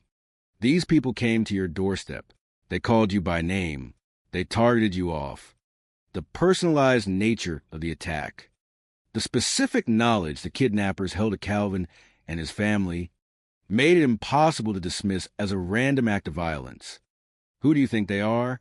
Packer demanded, his question direct and unequivocal. But Calvin, his face a mask of continued fear or strategic denial, still clung to his evasiveness. Well, they don't blame me. I can't tell you. Well, I don't fool nobody. I ain't got no beef with nobody. Know what I'm saying? His words, a desperate attempt to maintain a facade of ignorance, thinly veiled a deeper, unspoken fear of retribution. All right, Calvin. All right, Dave. I appreciate it, man. All right, y'all help. You too, man. Packer concluded the interview, the frustration of uncooperative witnesses, a familiar burden for any seasoned detective. Reflecting on the emotionally arduous, yet ultimately inconclusive, interview, Detective Leon Packer processed a strategic impasse with a palpable sense of disappointment and weary resolve. I feel like I've extended an olive branch to Calvin today. The offer of empathy, collaboration, and even protection have been genuine, a calculated risk to draw Calvin out. And I don't feel necessarily like he accepted it, Packer concluded, acknowledging Calvin's continued reluctance to provide the full truth, to reveal the crucial details that only he likely possessed. While a partial narrative had emerged, the essential identification of the perpetrators remained frustratingly out of reach, forcing the detective to continue to piece together the puzzle from other, less direct sources. The human element, always the most unpredictable variable in any criminal investigation, had presented its own complex set of challenges. The relentless pursuit of justice, however, left no room for prolonged introspection. The clock was still ticking, particularly for Brianna Brooks. Amidst the ongoing struggle for information and the methodical unraveling of the case, the hospital remained a precarious sanctuary for Brianna Brooks, her life, and that of her unborn child, hanging by the thinnest of threads. Detective Leon Packer, recognizing the immense emotional burden on Brianna's family, made a compassionate but crucial call to her mother. Leon Packer calls Brianna's mother. What's the latest on her condition? The question, weighted with hopeful dread, sought an update on her fragile state. The response, initially ambiguous, soon yielded a profoundly bittersweet revelation. Congratulations. I know it's, about 2 months earlier, right? The seemingly incongruous congratulatory tone, juxtaposed with the tragedy, found its justification in a remarkable medical feat. Doctors were able to save Brianna's baby, a miracle snatched from the jaws of profound despair, a tiny flicker of new life blossoming amidst unimaginable darkness. This extraordinary triumph, achieved through the tireless efforts of the medical team, underscored Brianna's incredible resilience and will to protect her unborn child. But the cost for Brianna remained staggering. But Brianna is still in critical condition. Her struggle continued, a harrowing fight for her own life after the miracle of birth. Brianna's mother, her voice undoubtedly a mix of profound relief and agonizing fear, offered a harrowing update on her daughter's precarious state. I'm going to keep her at my prayers, and hopefully she pulls through. The deep maternal hope, mingled with stark realism, articulated the precarious balance between life and death. Brianna's mom said the bull is still inside of her head, and that they're working to relieve pressure on her brain. This grim medical detail, the persistent presence of the bullet, and the severe cerebral trauma it had inflicted, underscored the ongoing medical crisis, a relentless battle against swelling and neurological damage. I don't know. I guess it's a wait-and-see game. Her voice trailing off with the weary resignation of a mother confronted with agonizing, prolonged uncertainty. The emotional and physical fight for Brianna's life would continue, but her baby, against all odds, was safe, a beacon of fragile hope in the midst of overwhelming tragedy, leaving Leon Packer to redouble his efforts in the pursuit of those responsible. The relentless pressure of the case, now carrying the added weight of Brianna's precarious condition and the survival of her infant, fueled Detective Leon Packer's renewed attack on the digital front. The next morning, I have my suspect's phone records going back 7 days before the kidnapping occurred. This vast trove of data represented a forensic treasure map detailing the perpetrator's communication patterns in the week leading up to the crime. Leon Packer's scans of records for frequently called numbers, a methodical, systematic process of identifying the top callers, the individuals with whom the suspect communicated most frequently, who were most likely to possess crucial information or direct connections to the criminals. This tedious, yet vital, task soon yielded a promising result. There's one number that appears here. Now look, this is perfect. One of the numbers appears 88 times. The sheer frequency of contact, 88 calls within a 7-day period, immediately flagged this number as a paramount lead. It wasn't random. It was deeply intertwined with the suspect's operations. I'm going to look up this phone number and see if I can find out who it belongs to. This was the next critical step, transforming a digital fingerprint into a tangible name, a real person who could lead them closer to the elusive perpetrators. The investigation, once again, had gained significant traction, following the breadcrumbs left in the digital ether. The tracing of the frequently called number quickly yielded a name, transforming an anonymous string of digits into a living, breathing individual. The number comes back to a woman. She's who I need to speak with. The female contact, identified through subscriber information, immediately became a crucial person of interest. Detective Leon Packer, now equipped with this new, potent lead, swiftly prepared to deploy. All right, my bat gear on. Ready to roll there, Scott? Hop in the back seat. The brisk, professional exchange indicated the urgency of their mission, a rapid mobilization to intercept the woman before she could become elusive. Their objective was clear: to secure her cooperation and extract information about the elusive suspect, E. Upon locating the woman, Detective Leon Packer initiated the crucial interview, adopting a direct, no-nonsense approach, but one that subtly invited cooperation rather than demanded it. There's my card. Okay, thank you. Read that card. Home sign? Yeah. The exchange was brief, professional, designed to establish his authority, while assessing her demeanor. Here's the thing. Your phone popped up in some phone records that I'm looking at within the past 7 days. Your phone number has appeared in these phone records. Packer laid out the undeniable evidence, leaving no room for denial, confronting her with the cold, hard facts of her digital footprint. Is this somebody at 1040? What's his name? E? E, yeah. He directly confronted her with a nickname they had previously uncovered, demonstrating their knowledge and pressing for confirmation. The woman confirmed the identity of E, a significant breakthrough. The woman says the number belongs to a man nicknamed E. Okay. She then provided context of their relationship, revealing a casual, recent acquaintance. Where do you know him from? I met him downtown. How long have you known him? About 2-3 weeks. Not long, though. The brevity of their association, yet the high frequency of calls, underscored E's aggressive pursuit of her. He always be called. Yeah. He called you at 205. He called you at 218. Did you speak to him?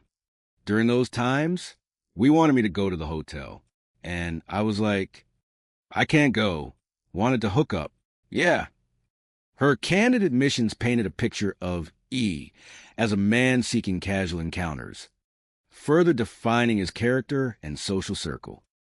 Detective Leon Packer, sensing the woman's hesitation and perhaps her underlying fear or reluctance to fully cooperate, pressed with renewed intensity, making the profound gravity of the situation crystal clear.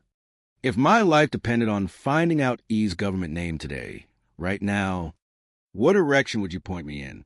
Because I'm telling you it's serious. The rhetorical intensity was a psychological lever, a dramatic appeal designed to underscore the immense urgency and the life and death stakes involved. However, the woman, whether genuinely ignorant or deeply fearful, claimed an inability to provide the crucial information. I don't know. I ain't been around that long. She asserted a superficial acquaintance, implying she lacked the depth of knowledge to offer his true identity. Packer, refusing to relent, pivoted to asking for physical descriptors. What do you know about him? He said he got dreads. He got 2 calls in his mouth. This peculiar description, referring to gold teeth, 2 calls in his mouth, offered unique identifying marks. Tattoos? I'll leave his face. 1 bed.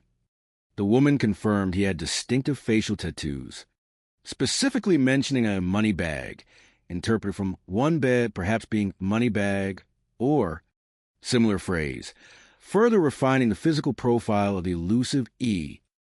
Recognizing her lingering reluctance, Detective Leon Packer issued a final direct challenge, combining an appeal to her conscience with an implicit understanding of the consequences of non-cooperation. How hard do you think it would be for you to find out his real name? You're hardly help right now. I'll try for you. Okay. Well, we appreciate that. Thank you. Man, makes you notice more. I think she wants to pass the book. Packer's assessment was astute. The woman was caught between self-preservation and a grudging desire to assist. His internal strategy, having obtained a commitment for help, turned to a tedious but necessary task. I've got 7 days' worth of records. Don't start cold calling people. He realized the futility of indiscriminately dialing hundreds of numbers, relying on luck. Instead, he crafted a more targeted approach, embodying the spirit of a desperate, Relentless detective. Hey, this is Detective Kevin Leon Packer with the Atlanta Police Department. Do you know a dude named E? He's got dreadlocks, a tattoo of a money bag on his face.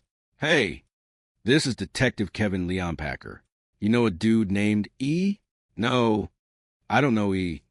The process was grueling, yielding countless rejections, leading to moments of profound frustration. This is nuts after hours of cold calling numbers. His persistent efforts, however, eventually yielded a breakthrough.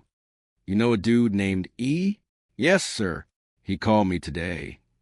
A new voice on the other end of the line, recognizing persistent queries, finally offered a thread of hope. I'm just trying to find out who E really is. To be honest, I don't think I know him by E.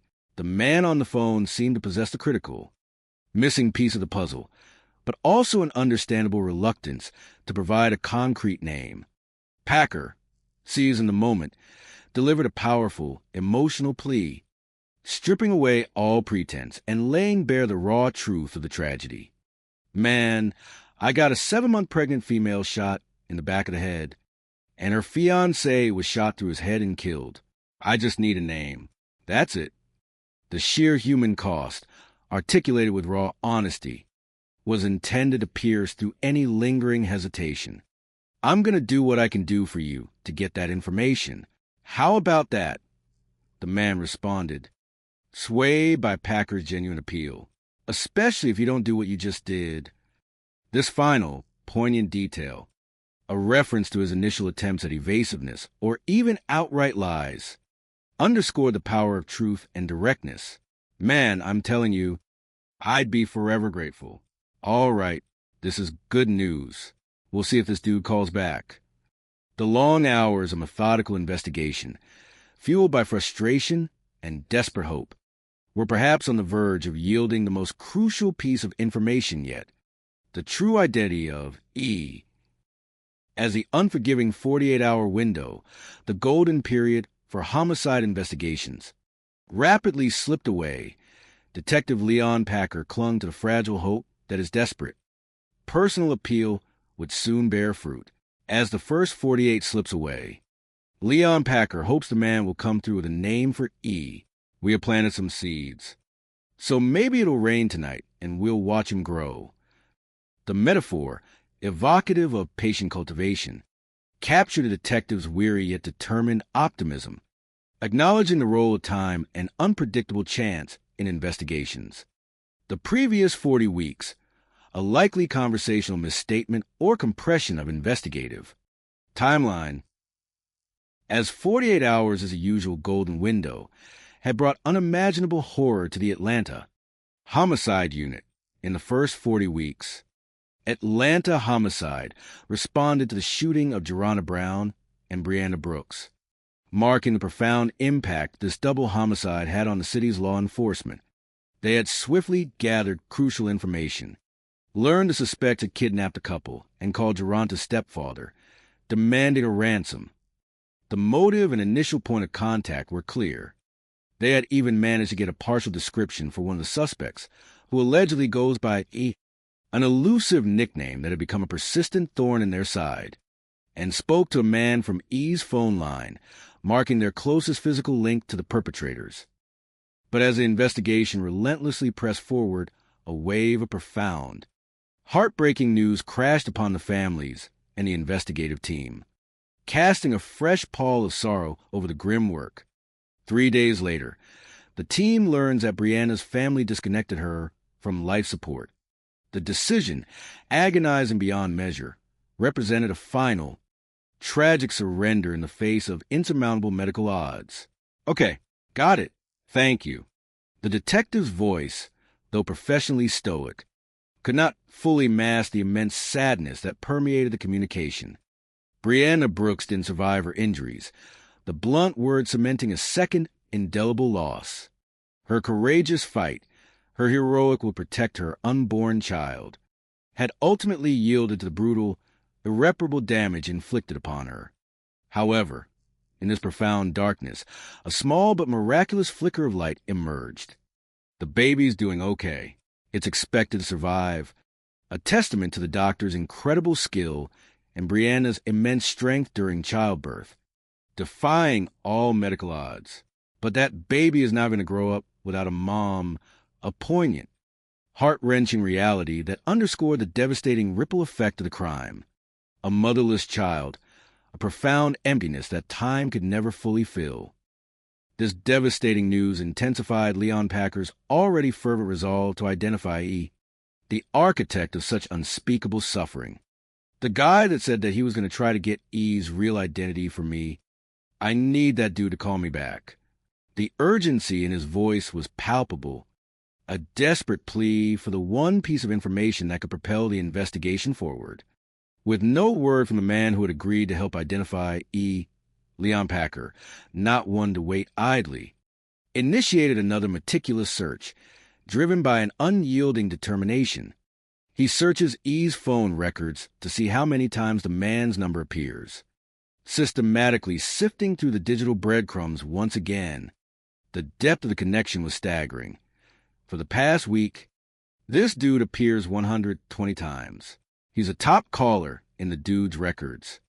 The sheer volume of communication, surpassing even the previous top caller, indicated an incredibly close and active relationship, elevating this anonymous man into a primary suspect. The call timing was particularly damning. He called this guy 2 hours before the kidnapping occurred. So they spoke right before the kidnapping, establishing a direct, undeniable link to the crime's immediate prelude. The identification of this highly frequent contact became an immediate, critical priority. Leon Packer researches the man's phone number, diligently tracing the digital footprint back to a name. The result was a chilling revelation, connecting the current horror to a violent past. Andre Gay? Yeah, one arrest. 38-year-old Andre Gay is on parole after serving 24 years for murder. He was released just 7 months ago, from November 24th. 1990, he was brought in. The discovery sent a jolt of ice through the entire unit. A seasoned, brutal killer, just recently released from prison, was intricately connected to the very heart of their double murder and kidnapping case. The sheer audacity, the chilling predictability of his alleged re-engagement in violent crime was palpable. Let me go look that up. I'm going to go get the book. Detective David Quinn, a veteran of the Atlanta Police Department.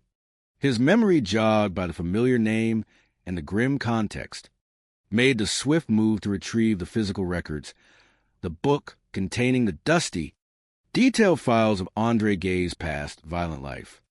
The investigation had suddenly found its anchor in its terrifying, familiar face. Detective David Quinn, his memory stirred by the chilling resonance of Andre Gay's name, retrieved the physical file, the book, a thick compendium of human depravity and past tragedy. His initial reaction was a visceral jolt of recognition. Wow. See, I remember this night because I work morning watching. It happened as soon as he got to work. The crime, deeply etched into his professional memory, was a brutal, unforgettable baptism by fire for the then-young officer. The details, even after decades, resurfaced with chilling clarity. They shot everybody up. Andre was on a robbery spree in an apartment complex when he shot into an apartment. This was not a nuanced crime, but a spree of raw, indiscriminate violence. His youth at the time, ironically, amplified the horror of his actions. He was 16 or 15. I can't remember. He was young.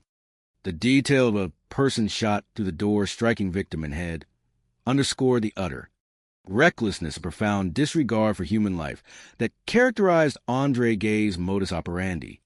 A chilling echo of Jeronna Brown's fatal wound. The full devastating scope of Andre's past criminality was then recounted. Andre was convicted of killing a 39-year-old woman. In the 16-month-old boy she was babysitting. Damn. The expletive, unbidden and raw, expressed a profound revulsion that any human being, let alone a seasoned detective, would feel confronted with such an act of utter barbarity against innocent life, particularly a child. The chilling question hung heavy in the air, a profound test of faith in human redemption. You think he'd be capable of doing this shit again? The answer, implicit in the horrifying parallels of the current case, spurred an immediate, decisive course of action. We need to get him in here and see what he's got to say. The need to confront Andre Gay, to probe his alleged connection to the current murders, became paramount. The past had undeniably caught up with the present, and the grim specter of recidivism loomed large over the fate of Geronta and Brianna. As the formidable shadow of Andre Gay's past crime began to loom large over present, investigation, Detective Leon Packer received a critical, unexpected tip that added yet another layer of chilling evidence to their rapidly developing case. Packer can follow up with Andre Gay. It is tips to call the homicide office this morning. The anonymity of the tipster often means it must be carefully vetted, but the urgency of the information demanded immediate attention. She said that a good friend of hers got a voicemail the night of the kidnappings and murders, and she feels like this voicemail could somehow be related to this case. This seemingly innocuous voicemail immediately registered as potentially explosive evidence.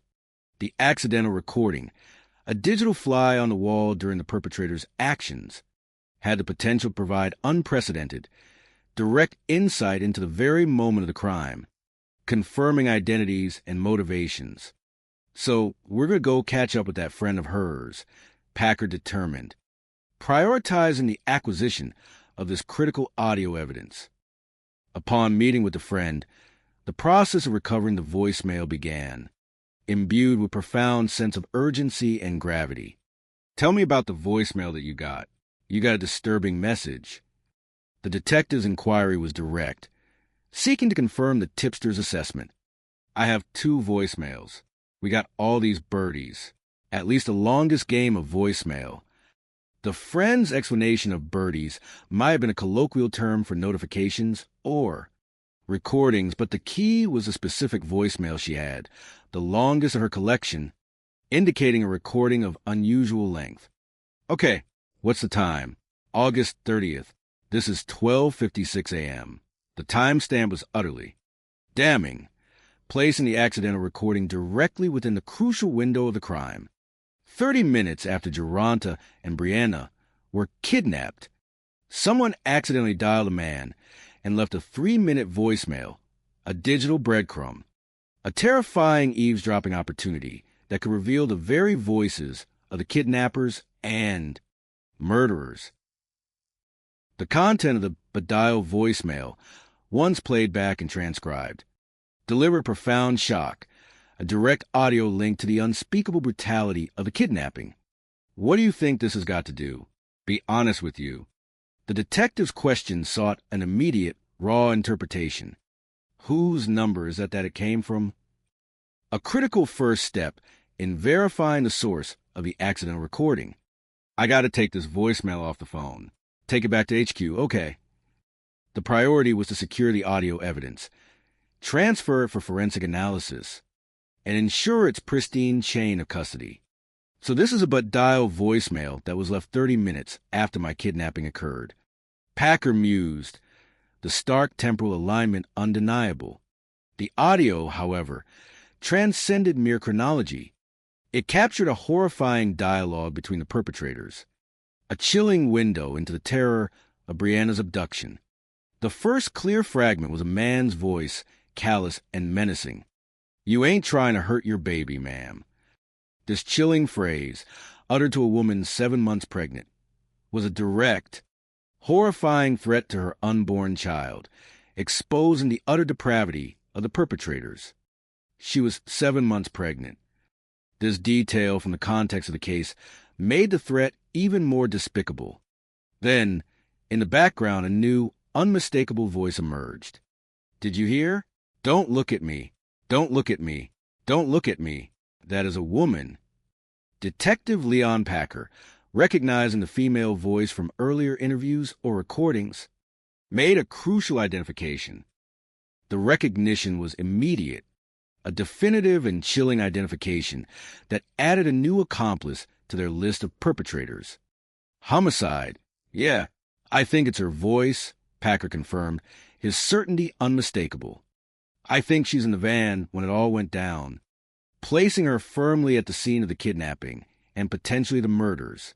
This accidental recording, a stroke of profound luck in the grim world of homicide, now directly implicated a female accomplice, a new, crucial piece of the puzzle. All right, we definitely need to talk to both of them, but let's get Andre down here first. Packer decided a strategic prioritization of the targets. Andre Gay, with his violent past and his direct phone connections to E, was the primary, most pressing subject for immediate interrogation, the net tightening rapidly around him. The evidence, converging from multiple unexpected angles, was quickly building an undeniable case against the suspects, leaving little room for escape or denial. Detective Leon Packer, armed with the explosive evidence of the Badial voicemail, moved to confront Andre Gay. He made the crucial call, knowing his demeanor and strategy had to be perfectly calibrated to elicit cooperation, or at least to confirm his target's evasiveness. Hey, man, Leon Packer calls Andre to see if he will come in for an interview. All right, see you, Andre. You can't understand, okay? I'll come meet with you. Andre's initial response indicated a grudging willingness to come in, perhaps out of feigned innocence or belief that he could still manipulate the situation. Packer, however, had a carefully constructed plan for the interrogation, holding back his strongest piece of evidence. I'm not going to ask him about the butt dial. I don't want him to know that I have that yet. Let's see what he's got to say. The element of surprise, the shock value of revealing the butt dial at a critical moment, was a psychological tactic Packer intended to leverage to its maximum effect, hoping to break Andre's composure and compel a confession. The interview began with standard procedural questions, but Leon Packer quickly steered the conversation towards the critical night of the murders. Do you remember when I first called you and we spoke on the phone? Yes, sir. That was a Sunday, August 31st. Where were you 12:30 a.m. the night before? Packer's precise timeline immediately placed Andre at the scene of the kidnapping and murders. Andre, attempting to establish an alibi, claimed he was with his wife. Yeah, I haven't been to hell. Andre claims he was with his wife. Packer, however, was prepared to systematically dismantle this flimsy alibi, wielding the cold, irrefutable power of phone records. This is the phone that was used to call her and give you an answer. You're in that phone 100. And 20 times, and you want people to believe that you know the guy only as he do so seriously, because I made him down on time, and we just started communicating on the radio. Right. Packer's direct, almost accusatory tone challenged Andre's credibility, exposing the glaring inconsistency between his alleged casual acquaintance with E and extensive call history. And you thought that was it. And what's he doing for money? He's saying about cocaine. Okay. Andre, perhaps sensing the tightening noose, started to hint at the illicit nature of E's activities, mentioning drug dealing, attempting to distance himself while still revealing a criminal connection. The conversation rapidly intensified as Andre, perhaps hoping to deflect blame, introduced another criminal alias. Hey, actually, I was going to be running the gun. Andre says he hangs out with a man called Fathead. This new name, Fathead, was a fresh piece of intelligence. Packer, recognizing Andre's tactic, pressed him, connecting his violent past to the current brutal double murder. Mike, do you know something about that? Who he is? Are you sure? Because they don't call me. Whoever pulled that trigger is a psychopath. Packer's pointed accusation, branding the shooter as a psychopath, was a deliberate psychological attack, aimed at eliciting a reaction, at peeling back Andre's veneer of calm. It's for the in-account involvement and the death that I made. You've been down this road. We ain't talking about some young buck. You put bullets through a door that killed the people. Packer, abandoning all pretense of subtlety, directly linked Andre's past murder conviction, killing a woman and a baby through a door, to the Current Crime, emphasizing his undeniable capacity for such brutal, indiscriminate violence. The cards are stacking up. The grim reality of the overwhelming evidence was now laid bare. Packer then moved for the killing blow, confronting Andre with the damning audio evidence. If I asked you to say something, would you hear me? Repeat it? I made you ask me? We ain't trying to hurt your baby now. We ain't trying to hurt your baby now. Packer directly quoted the chilling threat from the butt dial voicemail, watching for Andre's reaction, gauging his psychological response. Guess what? You know that voicemail came from Andre's phone. The precise reveal of the butt dial's origin was devastating, a cold, hard, irrefutable fact. Andre, caught completely off guard, scrambled for an explanation, attempting a desperate, ludicrous deflection. What if the explanation is that's a line from the movie and he was at home watching a DVD? This implausible excuse, a testament to his panicked attempt to rationalize away undeniable evidence, was dismissed out of hand. You have to order his phone records and see where was he? The final, logical step was to cross-reference his phone's location data with the timing of the butt dial, irrefutably placing him at the scene of the crime. Despite the mounting pile of circumstantial evidence and Andre Gay's transparent evasiveness, Detective Leon Packer found himself in a frustrating predicament. Without enough evidence to get an arrest warrant, Leon Packer lets Andre go. The procedural requirements for an arrest warrant demand a higher legal threshold, and while Packer strongly suspected Andre's involvement, the hard, irrefutable proof to secure an arrest was still just out of reach.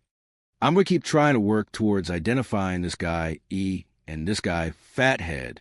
He resolved, understanding that while Andre walked free for now, the investigation against him would continue relentlessly. Then, in a stunning twist of fate that often characterizes complex criminal investigations, the missing piece regarding Fathead abruptly materialized, turning a seemingly fragmented lead into a pivotal breakthrough. Then, I have a failure in my case. Really? Fathead has an open murder warrant for one of DeMeester's cases. The unexpected connection to another active murder investigation within their own department was a significant, almost unbelievable, turn of events. His name is Richard Wilson. 40-year-old Richard Wilson, a.k.a. Fathead, has prior convictions for armed robbery, aggravated assault, and manslaughter. He was recently released from prison. The shocking revelation of Richard Wilson's true identity, his violent criminal history, armed robbery, aggravated assault, and even manslaughter, and his recent release from incarceration, immediately transformed him from a vague alias into a concrete, highly dangerous suspect. The information I have is that my victim was part of this little robbing crew that Fathead was also involved in. Detective DeMeester clarified, solidifying the link between Geronta Brown and Fathead, providing a crucial motive, a criminal enterprise that went violently awry. DeMeester suspects Fathead of killing his own robbery partner 8 months ago, further cementing his propensity for ruthless, intracriminal violence and his capacity to betray even his closest associates. I'm looking to talk to him, but he's never made himself available, DeMeester stated. Highlighting Fathead's elusiveness, the investigation had rapidly coalesced, bringing together disparate threads of information into a comprehensive web of culpability. You've got a lot of factors in play now. Leon Packer recognized the gravity of the situation, a known, dangerous killer, connected to a previous murder, directly linked to Geronta, and identified by a new source. His next target was clear, the woman from the butt dial. Your girl, she's going to have a lot to VOD. Leon Packer turns back to the woman, who was heard on the incriminating voicemail. Yeah, she's going to have some explaining to do, he concluded, recognizing that the net was now tightening around everyone involved, including the accomplice who had left the inadvertent audio evidence. True to Detective Leon Packer's prediction, the pressure mounted relentlessly on the woman, whose voice had been inadvertently captured on the Incriminating but dial voicemail. 3 days later, the woman comes to homicide with a lawyer, a clear signal that she recognized the gravity of her situation and the extent of her legal peril. Her decision to come forward with legal counsel indicated her readiness to confess, but also to protect herself from maximal charges. She might be able to bring down the whole pyramid here, Packer surmised, understanding that her detailed testimony had the potential to unravel the entire criminal enterprise and directly implicate both Andre Gay and Richard Fathead Wilson. Her confession began by confirming her long-standing relationship with Andre. She admits to knowing Andre since before he went to prison, and that she recently reconnected with him. This established a deep, familiar connection, giving her testimony significant weight. She then recounted the chilling details of the night of the kidnappings. She says they made plans to hang out the night of the kidnappings, but she told me that it was only going to take a minute. This innocent deception, her belief that she was merely facilitating a quick rendezvous, quickly shattered into a horrifying reality. She says they parked outside Calvin's house. Moments later, a car pulled up. This sequence confirmed the targeted nature of the abduction. When the keys started getting out of the car, they drew down on the keys. The sudden, violent ambush unfolded with ruthless efficiency, leaving the victims no chance of escape. She says Andre and Fathead then forced Geronta and Brianna into the van, explicitly naming both perpetrators and their direct involvement in the brutal abduction, providing definitive eyewitness corroboration for their roles. Her detailed account continued, filling in the crucial gaps in the investigative timeline and providing a terrifying itinerary of their criminal acts. She said they drove to an apartment complex where Fathead called Calvin. This confirmed the precise location of the ransom calls, allowing for further corroboration via cell tower data. She and Andre got into a car and followed Fathead and the couple to a dark street. This intricate movement, the systematic shifting of vehicles, showed a coordinated effort, a chilling precision in their murderous design. She says Andre stayed behind with Fathead and the victims, explicitly placing Andre at the murder scene, directly linking him to the point of execution. The lingering enigma of E, the elusive mastermind Andre claimed to merely know, was finally unmasked through her direct testimony. The biggest question, is there any? Fair Andre told me to say that he was a guy like me, so he doesn't exist. He's a ghost. Yeah, this stunning revelation. That E was merely an alias used by Andre to cloak his own identity and his phone calls, exposed Andre's cunning and deceit, a sophisticated layer of criminal obfuscation. This is absolutely unreal. This elusive E, he's elusive because he doesn't exist, Packer confirmed. The final piece of that particular puzzle slotting into place with devastating clarity. With this comprehensive, corroborating confession, the full weight of forensic evidence now pivoted with unerring precision. Then, yes, here we go. The automatically examines Andre's phone records. The digital evidence now viewed through the clarifying lens of the accomplice's testimony. The Badial call starts coming south on 75, and then the call. I heard you, baby man. I heard you, baby man, coming down here. Right. Look at the tower. Cell towers place Andre's phone near the crime scene at the time of the murders. Whoa. The forensic analysis of cell tower pings provided incontrovertible proof, electronically placing Andre Gay's phone, and by direct implication, Andre himself, at the exact geographical location of the murders at the precise time of their occurrence. The accidental voicemail, now tied definitively to Andre's physical presence, became the ultimate, undeniable nail in his coffin of lies. We got everything that we need now to go ahead and take out the warrants for Andre and Fathead. Packer declared, the finality in his voice unmistakable. Mark, the sun has risen. Leon Packer calls the U.S. Marshals to pick up Fathead and Andre Gay, initiating the final, swift phase of apprehension. The intricate web of deceit, violence, and manipulation had been fully unraveled, and justice, long delayed, was now poised to be served, with all the legal and investigative pieces meticulously in place. The hunt for Andre Gay and Richard "Fathead" Wilson entered its final, most decisive phase. Apprehension.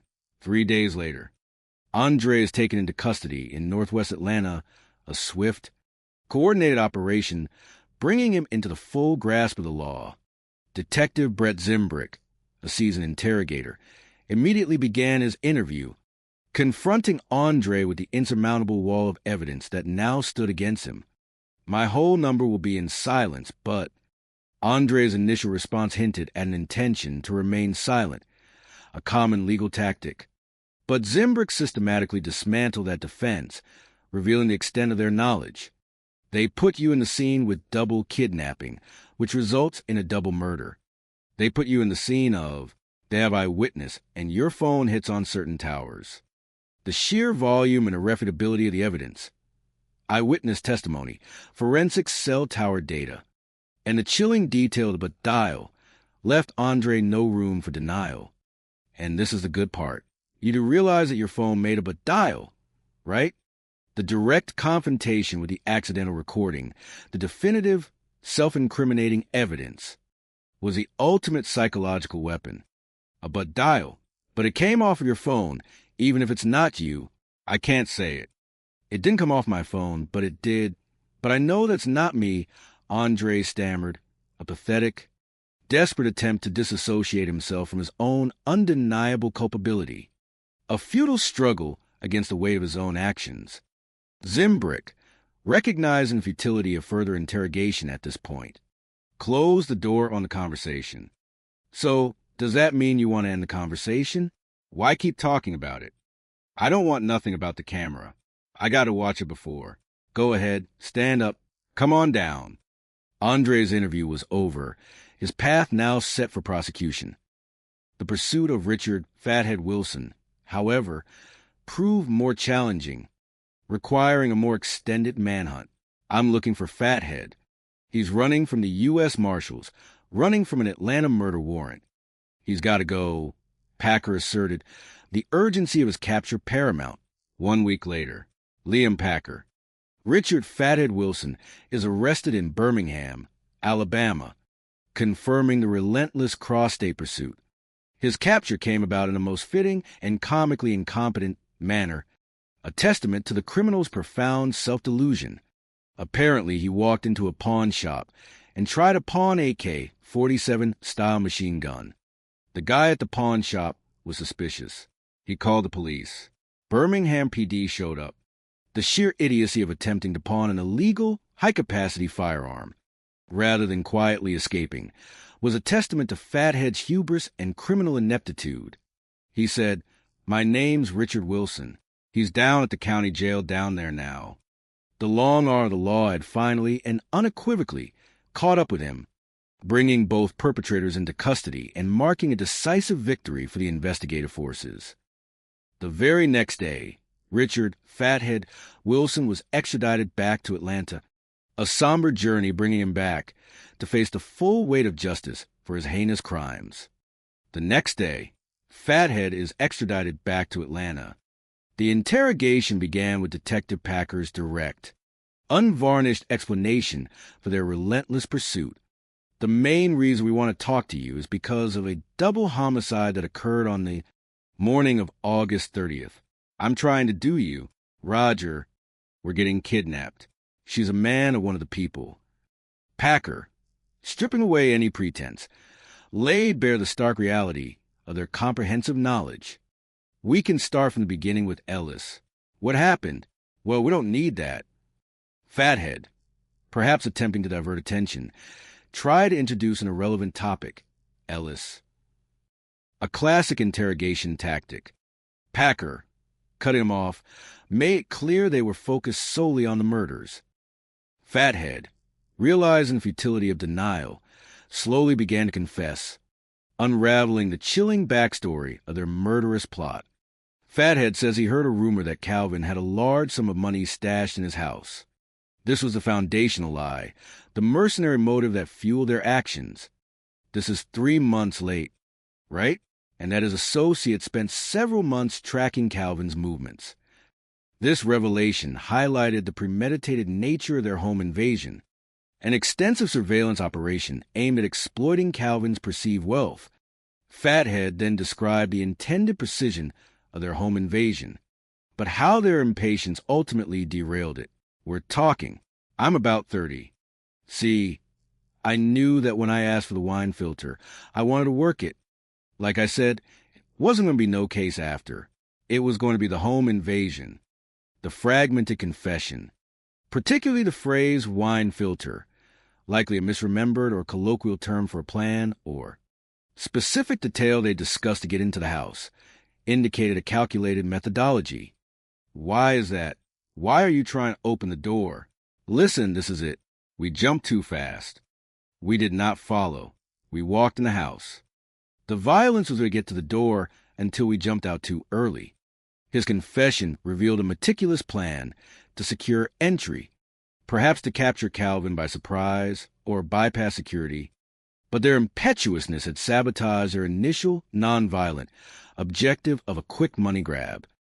Fathead then chillingly detailed the chaotic escalation of their bungled plan.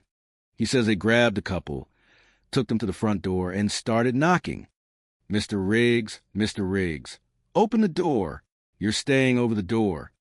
The aggressive confrontation at Calvin's door, coupled with a continued false pretense, Mr. Riggs, perhaps to confuse or appear legitimate, reflected their increasingly desperate situation. He ain't doing it, so I'm calling him right now.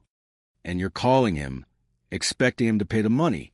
The repeated, frustrated calls to Calvin for ransom money underscored the rapidly deteriorating plan, transforming a smooth criminal operation into a desperate, enraged act of violence.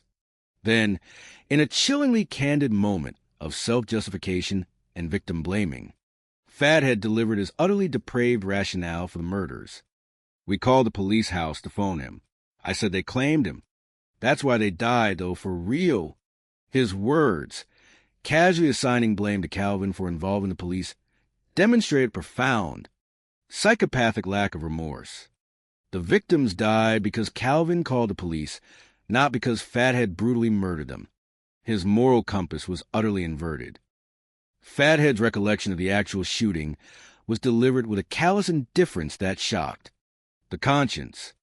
Get out on the side of the curb. Do you remember where you shot a guy first? In the area. Maybe. When he's not over, I thought he shot through. I'm not sure. The detached, almost casual way he described shooting Geronta, his uncertainty about the precise location or timing, underscored a profound disregard for human life. I'm staying home. That's why I shot him dead.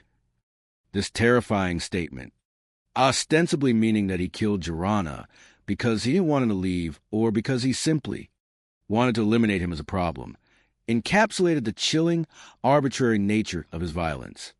Packer, visibly struggling to maintain composure, pressed him on the broader implications of his rampage. How many bodies are you responsible for? How many people are you killed? I don't know. Honestly, that collateral damage. Fathead's chilling response, using the dehumanizing term collateral damage for the lives he had extinguished, revealed the terrifying inner workings of a true sociopath. Someone utterly devoid of empathy or any capacity for guilt. His description is horrific. I mean, it literally shocks the conscience. It's absolutely heinous.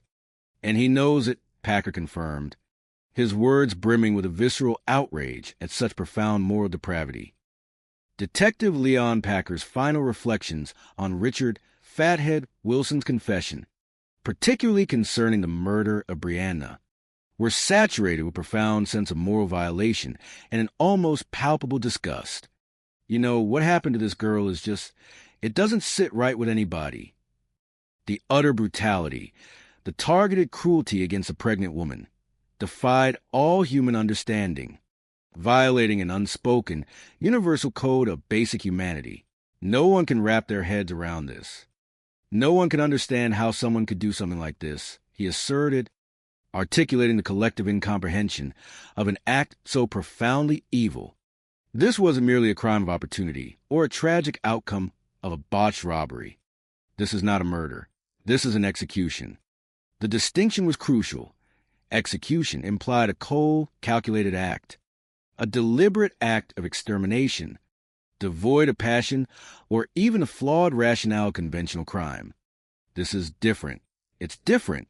Any day of the week is different, Packer emphasized, highlighting the unparalleled horror of the specific crime, setting it apart in a career undoubtedly filled with unimaginable horrors.